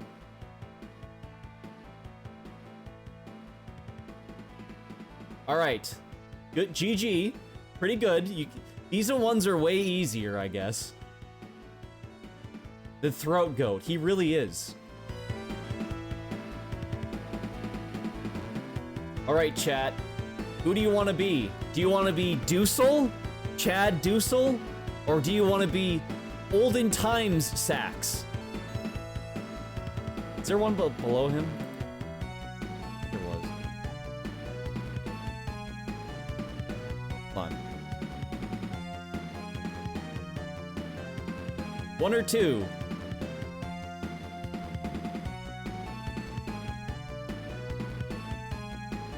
Choose your character. Get those names ready.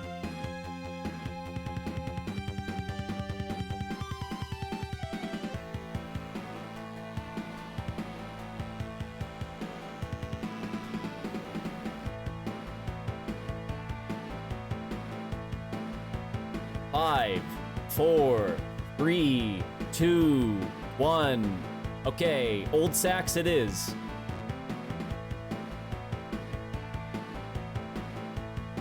Copy. Paste. Go. First name, I see, surrounded by capital H's is the name of this character.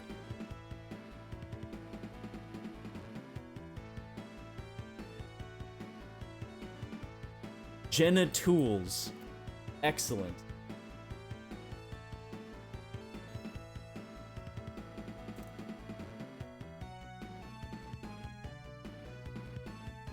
Jenna used to be a male name, I guess. Old Sax kind of looks like Obama. Sure. Alright, you are Jenna Tools, the old-timey dandy. Can you make it as far as Mike Hawk did?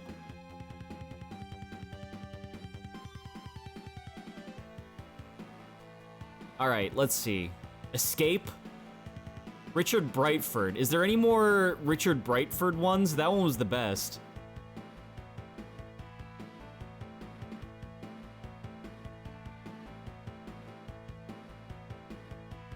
Your code name is Jonah.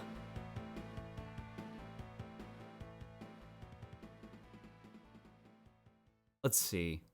We did Journey Under the Sea. We did Gnomes. Pyramid. Did Silverwings. We have Escape. The Underground Kingdom. Your code name is Jonah, or The Race Forever. Which of those sounds good? First one I see in chat is the one we're gonna do.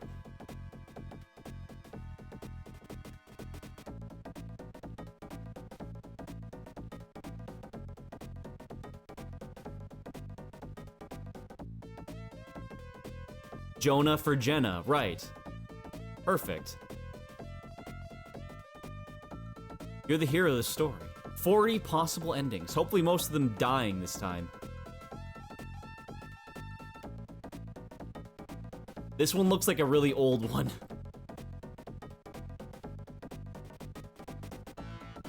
Oh god, look at this. Look at this horrible scan. Oh my, this is awful. No way. Oh no, I have to read this? Oh no. What kind of psychopath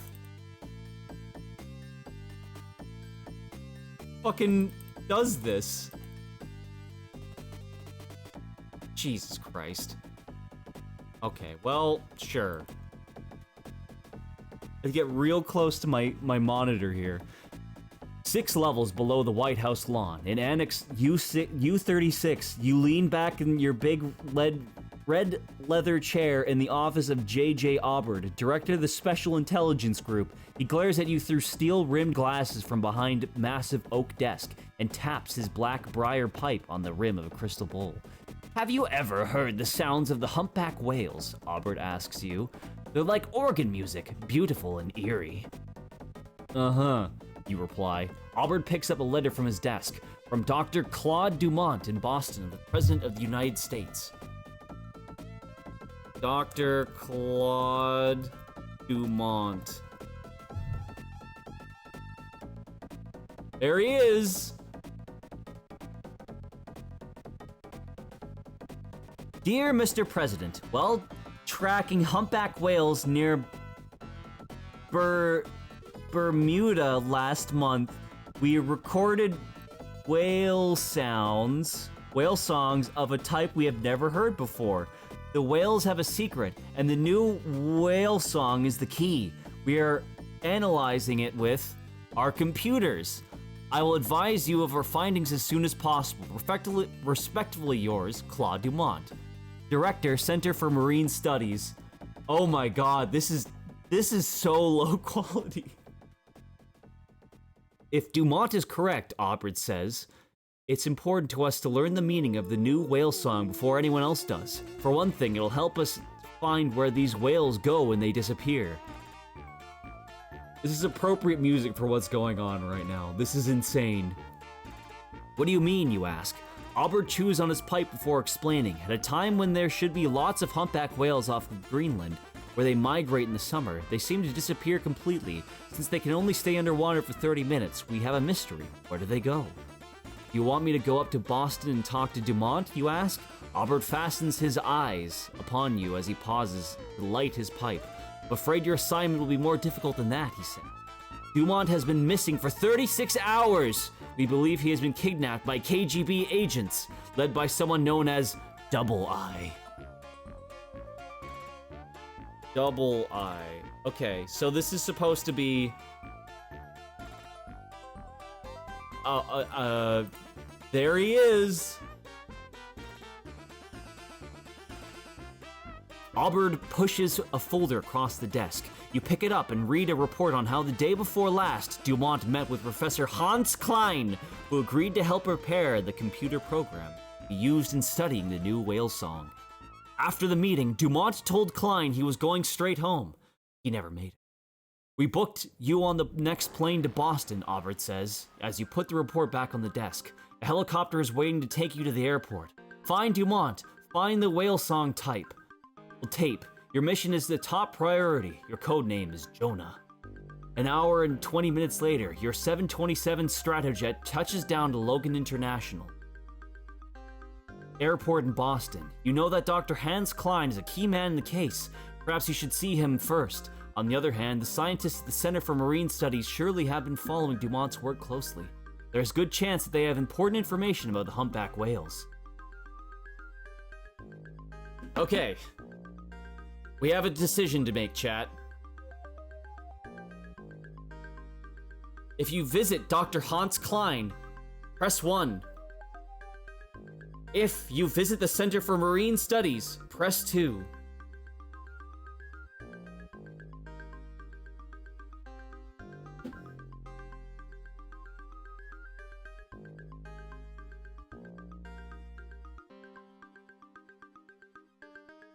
Whales are boring.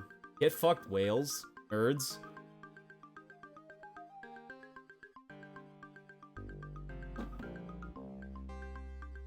How are you guys liking this one, by the way? These books. This stream. Fun stream? Hey JP, how you doing?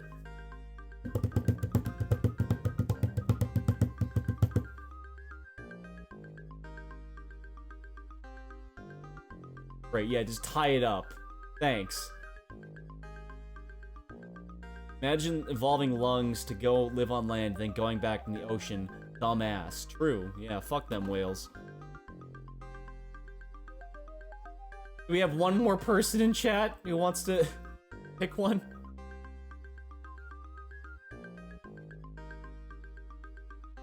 Ten, 9, 8, 7, 6, 5, 4, 3, 2, 1. Okay.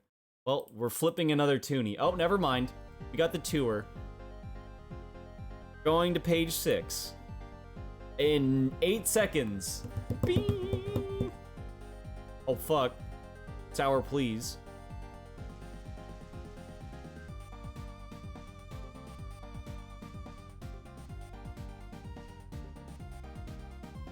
Oh, God. I do not want to read this one. You take a taxi cab to the center, a modest 2-story building on the Charles River, and are met by Dr. Miles Rueff. Dr. Miles Rueff. There he is! The assistant director. He tells you that although the whales are highly intelligent animals, there is no evidence that they communicate in a complex fashion, as do human beings. Whale songs are probably no different from bird songs, except they are longer. Rueff. Ref? Whatever, he says. After all, whales have much bigger lungs. Your conversations is interrupted by a phone call from Paul McKim, assistant to the president.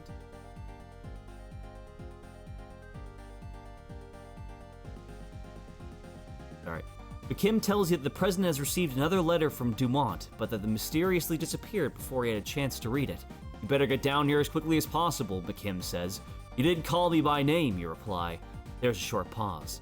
Sorry, Jenna. He replies. You inform Dr. Rueff that you must leave for Washington, but he urges you to wait a while in order to talk to Dr. Renetta Carini, an Italian scientist who is expected at any moment. Renala Carini.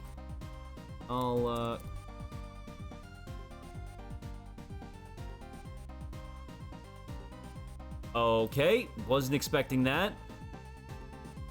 Just lungs. Well, this is what her lungs look like, I guess.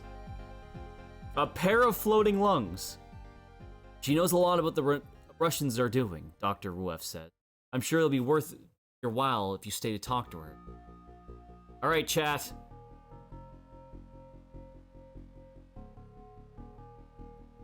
If you leave immediately for Washington, press 1. If you talk to Dr. Carini, press 2. Do we talk to the doc, or do we immediately piece? Press 1 to piece it back to the land of the free, home of the brave. Press 2 to talk to the lady and her wonderful lungs.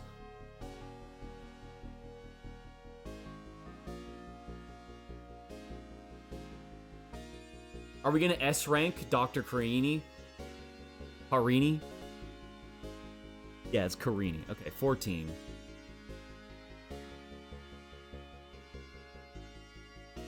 You wait impatiently for several hours until Renala Carini finally arrives. A slim, black-haired woman with olive skin and luminous dark eyes. She speaks flawless English.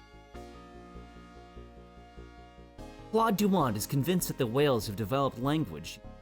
You think he's right, you ask? I'm sure of it, she replies. We have not been able to crack their codes. They have cracked ours. They were able to speak to us, but they are not yet ready. What do you mean?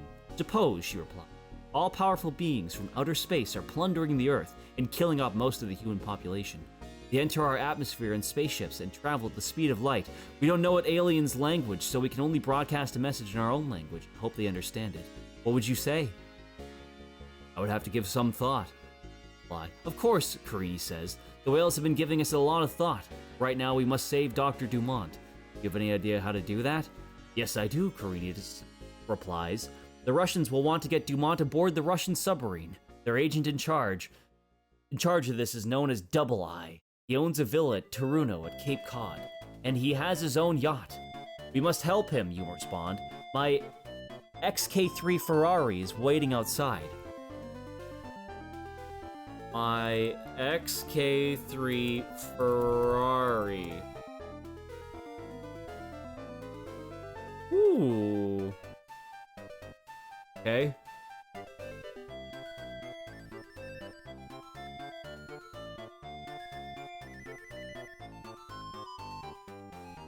You excuse yourself for a moment and telephone Aubert to get his thoughts. We think Kariri is on the level, he replies. But we just got a startling report from an informer in New York. The Russians are analyzing the whale song tape in Brownstone House off Central Park, occupied by a man named Ivan Ivanko. Okay, John Johnson. Can you follow this up? You may be able to break the case wide open. All right, chat. It's time to choose. If you go to Dr. Karini to Truro, press 1. If you leave Karini and go instead to New York, press 2. Are we staying with our girl? Look how pretty she is in this, right? She looks so nice. Isn't she pretty? Oh, okay, hold on. Press 1 to go with the doctor. Press 2 to book it to New York. 1 with the doctor, 2 to New York.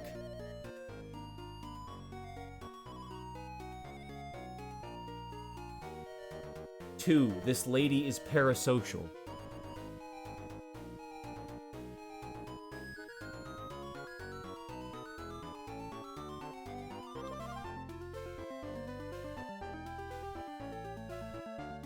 Two. Okay, everyone's saying 2. Fair enough. 2 it is. Page 33.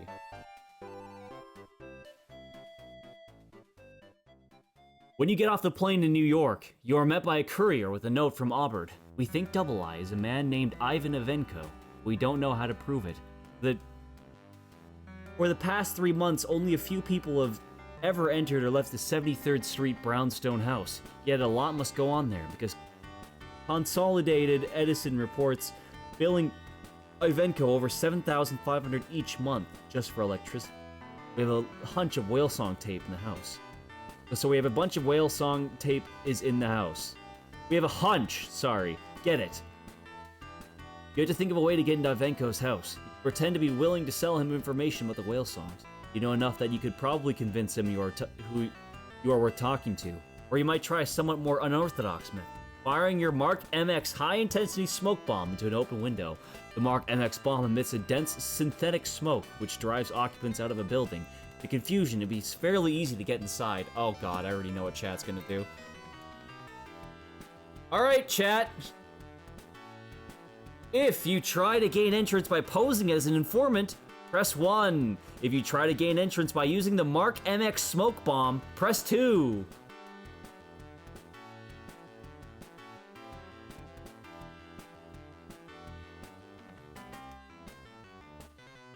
I don't want Amazon.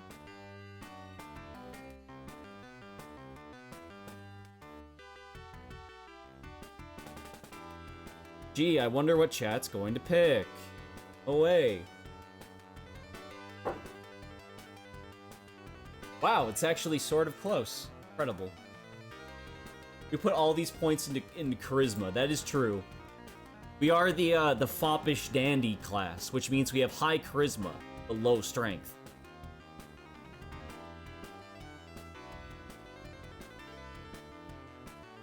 Is this updating? Anyone else? 10, 9, 8, 7, 6, 5, 4, 3, 2, 1. All right. Pop and smoke. 66.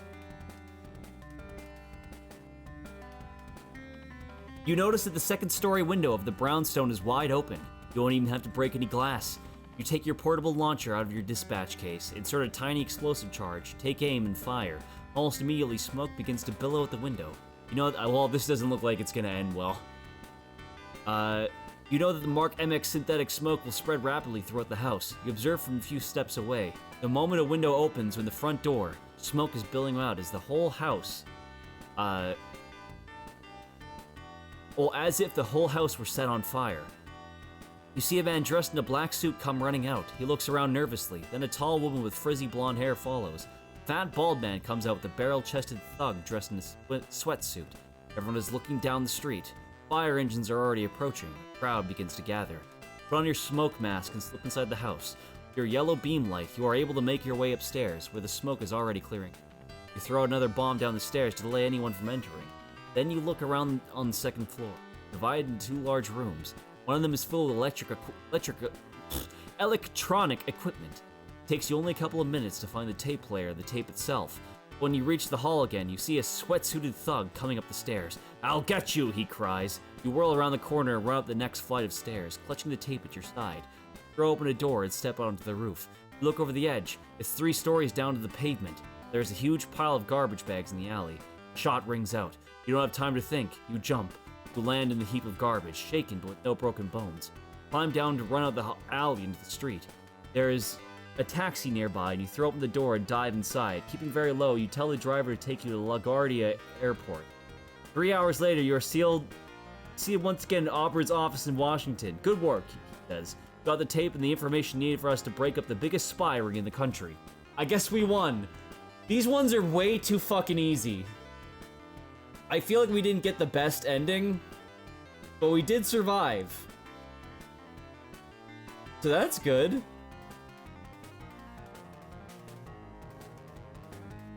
I gotta say, these books are not as good as the Goosebumps, for sure. Okay, but that's okay. Let me check something.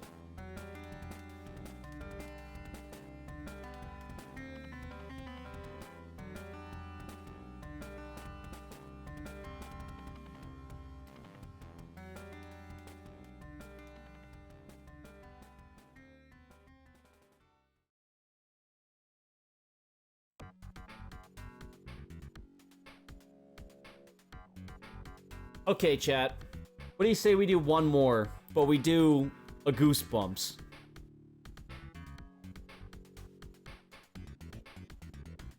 What do you say?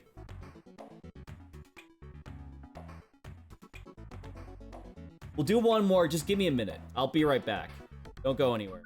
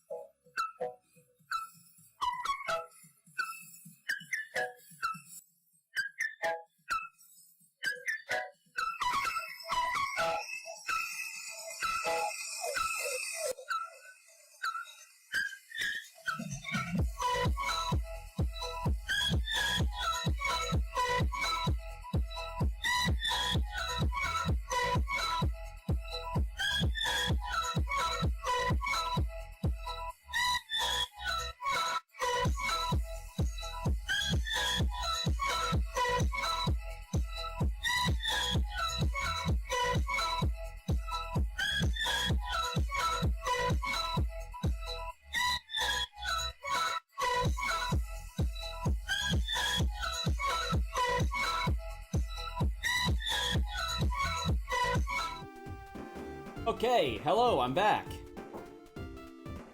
Ugh, let's do a Goosebumps, shall we? Which one of these... Hold on. Which one of these looks good, chat? What should we do here?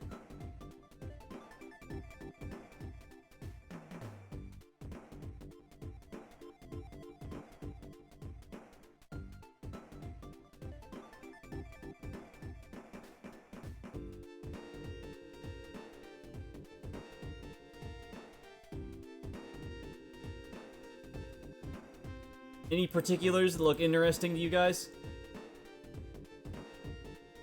Did we do the magician one? Under the magician's spell? I don't think so.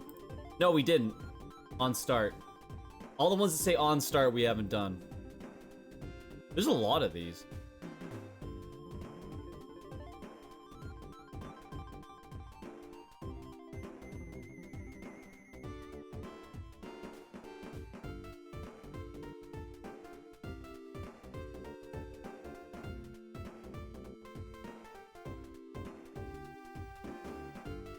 Magician would have been good for Hero Wizard Boy. Do we want to stay the same character, chat, or do we want to pick a new character? I mean, we could be Doosel, or...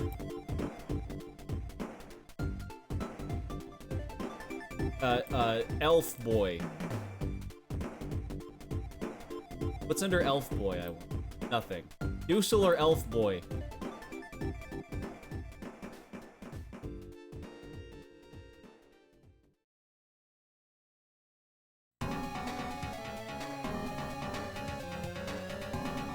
Will be Chad Doosel? Sure. Alright, next vote I see. Hobbit Boy. Hobbit Boy does have a sword. Alright, we're Chad Doosel. Uh-oh. Whatever, I don't care.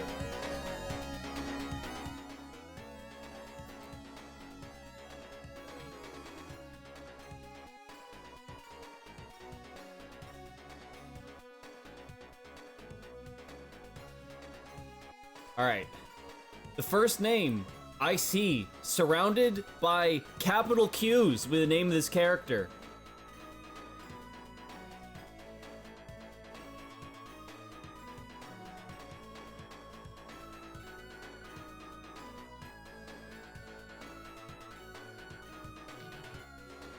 Oh, how nice. This is me.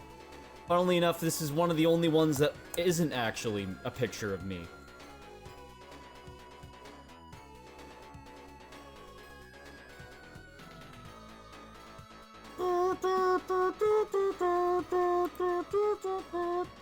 I've actually heard the whole song of that before. It's not very good, if I'm being perfectly honest. Alright, under the magician's spell. Let's go. Okay, chat, hold on. Press 1 for under the magician's spell. Press 2 for secret agent grandma.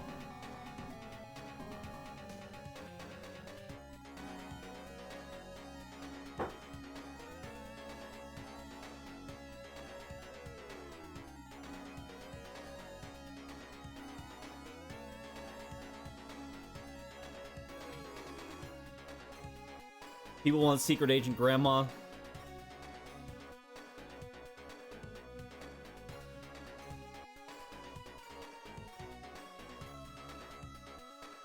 One second.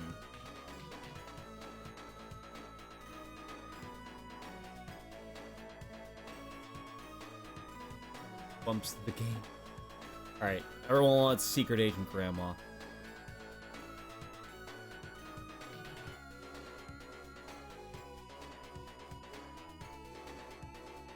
Oh. Okay.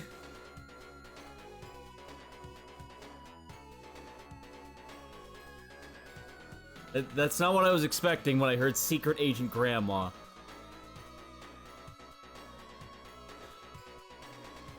Thankfully, these ones are also hyperlinked, because these ones are actually high quality, which is nice of them. Here, let's get spooky music. Spooky Super Nintendo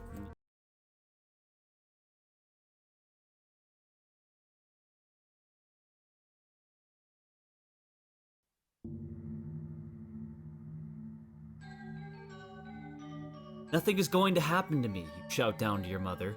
She gazes at you from the bottom of the stairs. Let's go.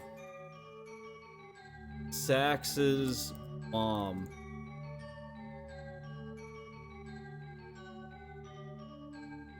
She gazes up at you from the bottom of the stairs. Her packed suitcases sit waiting by the front door. You recognize that worried look in her face. You remember everything I told you? She asked. Her forehead wrinkles in concern. Or should I write it down? Mom, I'm not a baby. You plop onto the step of the staircase and repeat your instructions for the 5th time. Take a cab at the railroad station. On the platform on the incoming side of the station. Train arrives at 1 p.m. Know her by the yellow stretch pants and the purple shirt she'll be wearing. Then if she hasn't been arrested by the fashion police, wacko outfit, don't make fun of your grandmother, your mother cuts in. She's unusual, but I'm sure you two will get along fine. Your mother's right, your dad adds, coming through the front door. Your grandma is full of surprises. Yeah, sure, you think. How come some little old lady is gonna surprise me? Your dad picks up the remaining suitcases and this is so much nicer to read than that last book. The fact that it's also hyperlinked, so I just had to click on shit. Your dad picks up the remaining suitcases and heads back out to the car. Your mother doesn't move. You flash her by your most trustworthy smile. Of course I will, you assure her. What could happen? You follow your mom out to the car and wave as your parents drive away. The moment their car turns the corner, you leap in the air. Freedom, you cry. No parents for a whole week. Just 75-year-old grandma. She'll probably spend the whole time snoozing on the sun porch. Practically be on your own. The cab arrives and you hop in. You instruct the driver to take you to the train station. But as he nears the station, you have a pang of doubt. You haven't seen your grandmother since you were a little kid. You wonder if you'll recognize her. You may not recognize Grandma's face, you tell yourself. You'll definitely spot her purple and yellow outfit. Besides, she'll know you from the photos your parents sent her. You pay the driver and hop out. Hey, that's weird, you think. What was the name announced over the loudspeaker? You rush the information on the You rush for the information booth inside the station, warning what could be wrong. You just paged me. I read that as you just pegged me. You tell the young man in the booth. Let's see what he looks like. Young man in booth. There he is. You got a call. He hands you a phone. Hello? There's a lot of stack on the line. I can barely hear, but it's definitely your mom's voice. We're on the plane. Hold him over immediately. What? I can't hear you. You shout into the phone. You want me to go home? What about Grandma? Danger, grandmother. That's all you hear. The line goes dead. A chill runs through you. Was that your mother trying to say? Well, what was your mother trying to say? Is your grandmother in trouble? Is there... I didn't actually mean to click there. I guess we're waiting for a couple more seconds. Yo, create fucking custom library categories? No, go back. Oh.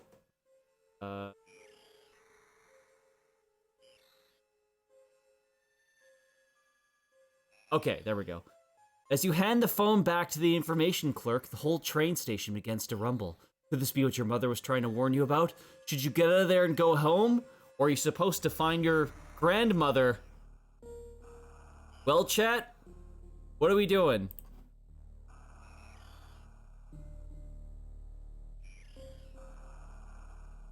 If you get out of there right away, press 1. If you stay and find Grandma, press 2. 1 or 2, chat.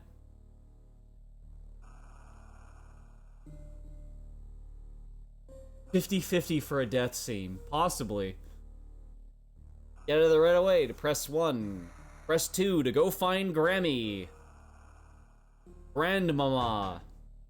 Surely, judging by the cover art, Grandma is on the level.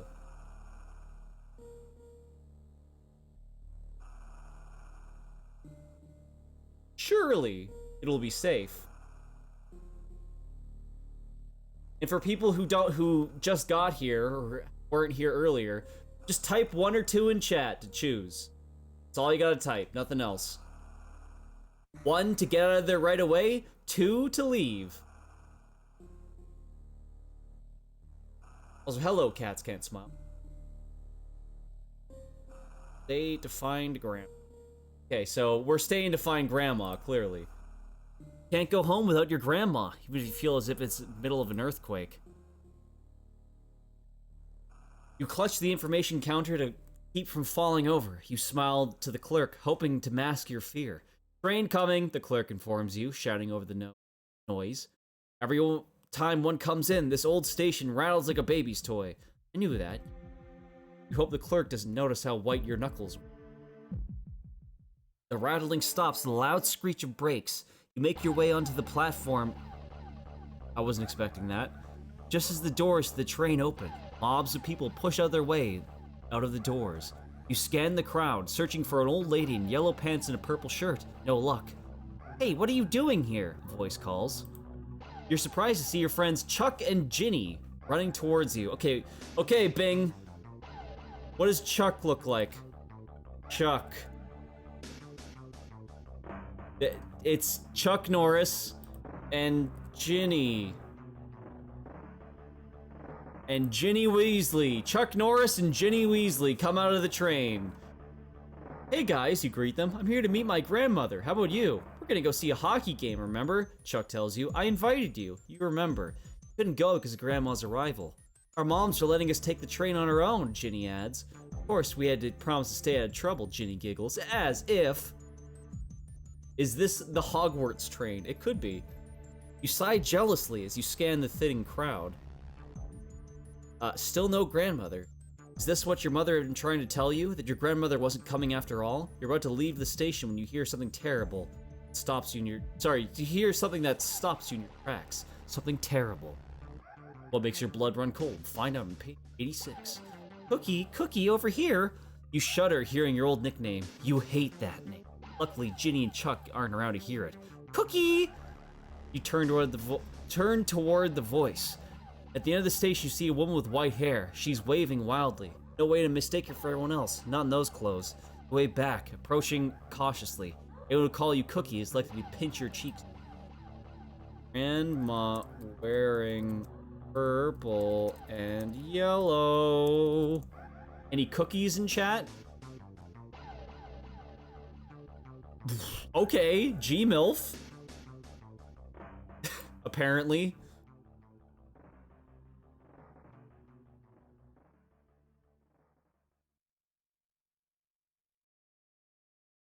As you stroll down the platform, something catches your eye. Bright red letters scrawled on one of the train windows. A message. If your mother hadn't... This is this very spooky grandma. If your mother hadn't made that strange phone call, you wouldn't have thought twice about it. But now you have the odd feeling. Maybe that message is meant for you. In 8 seconds, 7, 6, 5... It's good to be back in, It's definitely nice to be back in Goosebumps land. These books are so much better. Like, comedically better. Entirely better. Gaze at the train window. You read the red letters aloud. Emple, you mutter. What does it mean? It doesn't sound familiar. Maybe it's not an English word. That terrible nickname interrupts your thoughts. Cookie, I'm waiting for a big hug and kiss. Exactly what you were afraid of. Empla balls. Empla dick? I don't get it. These ligmas are getting weirder and weirder. Hi, Grandma. You stop several inches away from her, just beyond her reach. Wrong. Grandma throws her arms around you, squeezing you hard. So hard you can barely breathe. Finally, she releases you. Cab's the other side of the station. Oh, sorry. Cabs are at the other end of the station, you gasp, trying to catch your breath. Grandma follows behind you, chattering all the way. She asks you about your school, your parents, and your mother's rose bush. On the way out of the station, you pass the train window with the message again. I've got it, you think. I know what it means. Do you really? What? If you know what it says, turn to page 14. If you need help to figure it out, turn to page 129. I don't know, chat. Can you figure it out? If you know what it says, press 1. If you need to help to figure it out, press 2. What does it say, chat? Someone has to write it in chat, or I won't believe you.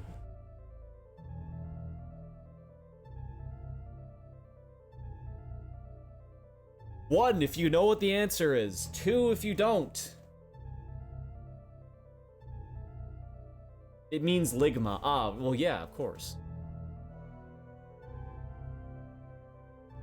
2. Okay, this is just becoming bullying.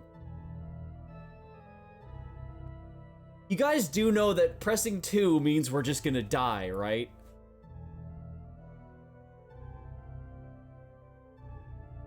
Alright, well, you guys want to die? Fine.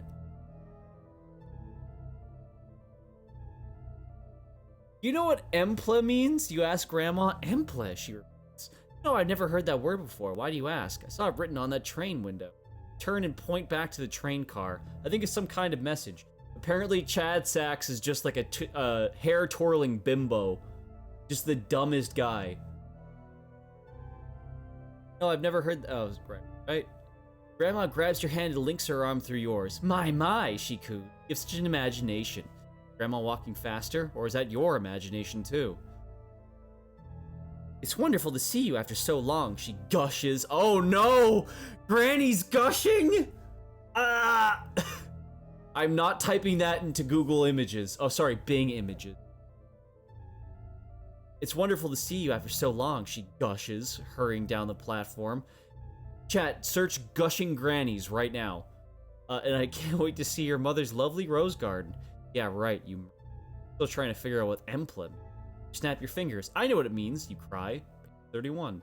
Emple, tell Grandma excitedly. It's help me spelled backwards. Grandma stares at you. Grandma, you tug at her sleeve. We have to go back. Someone's on the train, needs our help. Oh, Cookie, she says. I don't want you to have to do this so soon. Give me no choice. I can't allow you to interfere with my mission. Grandma pulls a small laser device from her pocket and points it at you. Zap! Take me to your mother's rose garden, she orders. You can't resist. You lurch forward and climb into a cab like a zombie. As soon as you arrive at your house, Grandma races to the rose garden. My eggs! She cries. My babies are ready to hatch. You stand by, watching helplessly as Grandma digs up hundreds of alien eggs.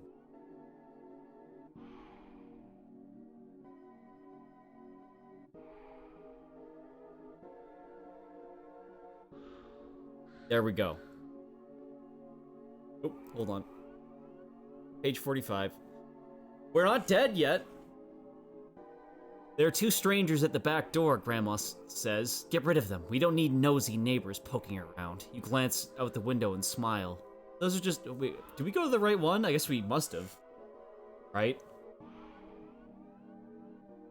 Sinanarg Gunasug. Oh, yes. Yes, definitely. That's her first and last name. Those are just my friends, Sophie and Andrew, you assure her. Hey guys, you call. Sophie and Andrew look up. Sophie is the toughest kid you know. Not afraid of anything. Bugs, snakes, rats, nothing scares her. You never ever dare her to do anything. Because she'll do it, and then double dare you. Andrew's stringy brown hair sticks out in weird clumps. Andrew? Alright, these are 2 different people. Let's see Sophie. Tough Sophie.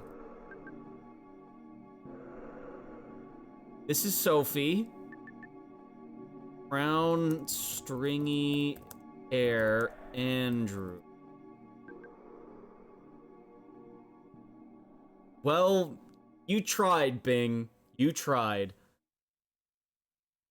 Takes out weird clumps. Whenever Andrew thinks hard about something, he rubs his head. So his hair is always a mess, because he never stops thinking. Friends of yours, Grandma murmurs. I must meet them. Okay, you lean back in the window. Yo, hello? Are we fucking stupid?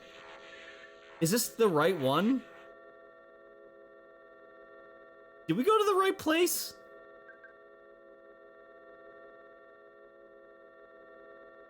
Hold on. Huh?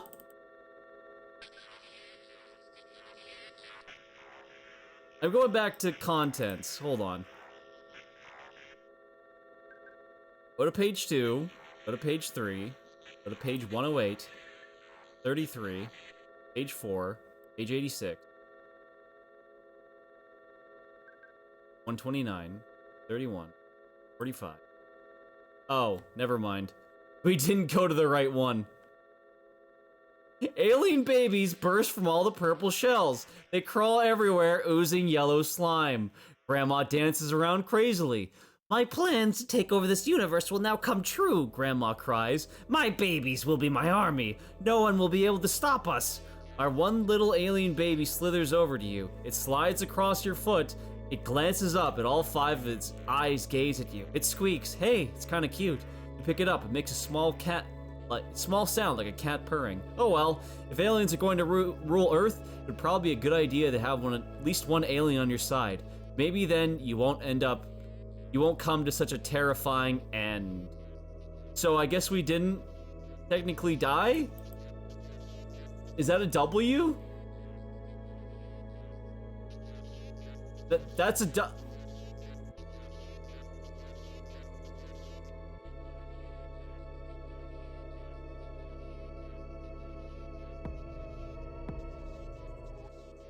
This is not the song.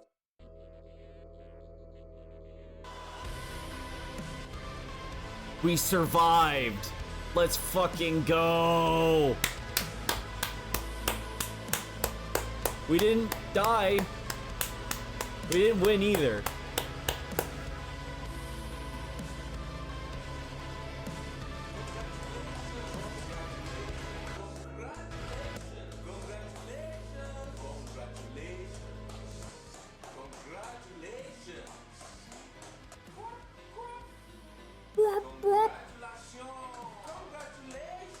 Alright, that's all I'm gonna do for tonight. Bit of a shorter stream, but, you know, it's an off night anyway.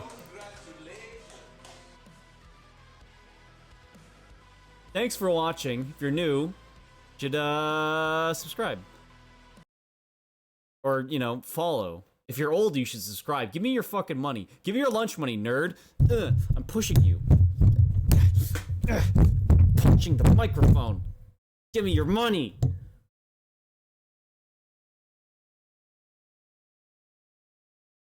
All right. Following categories.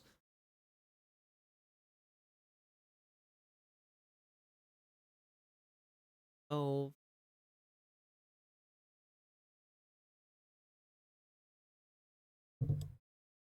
Go rate this person. Thanks for watching. I'll be back on Friday. This guy. I'll be back on Friday with Fire Emblem 7. Iron Man. I don't know. What did you guys think? Was that fun? Was that a good stream? What would you rate that stream out of 10? Tell me before we raid this guy. Came late, but yes, liked it. I mean, the Goosebumps books are way better than those Choose Your Own Adventure. Also, they're just better scans. 6 out of 10. Wow. Okay. Fuck you. Wow. Wow. Still get a good night. Sorry, bro. I almost forgot. All right. Good night, bro.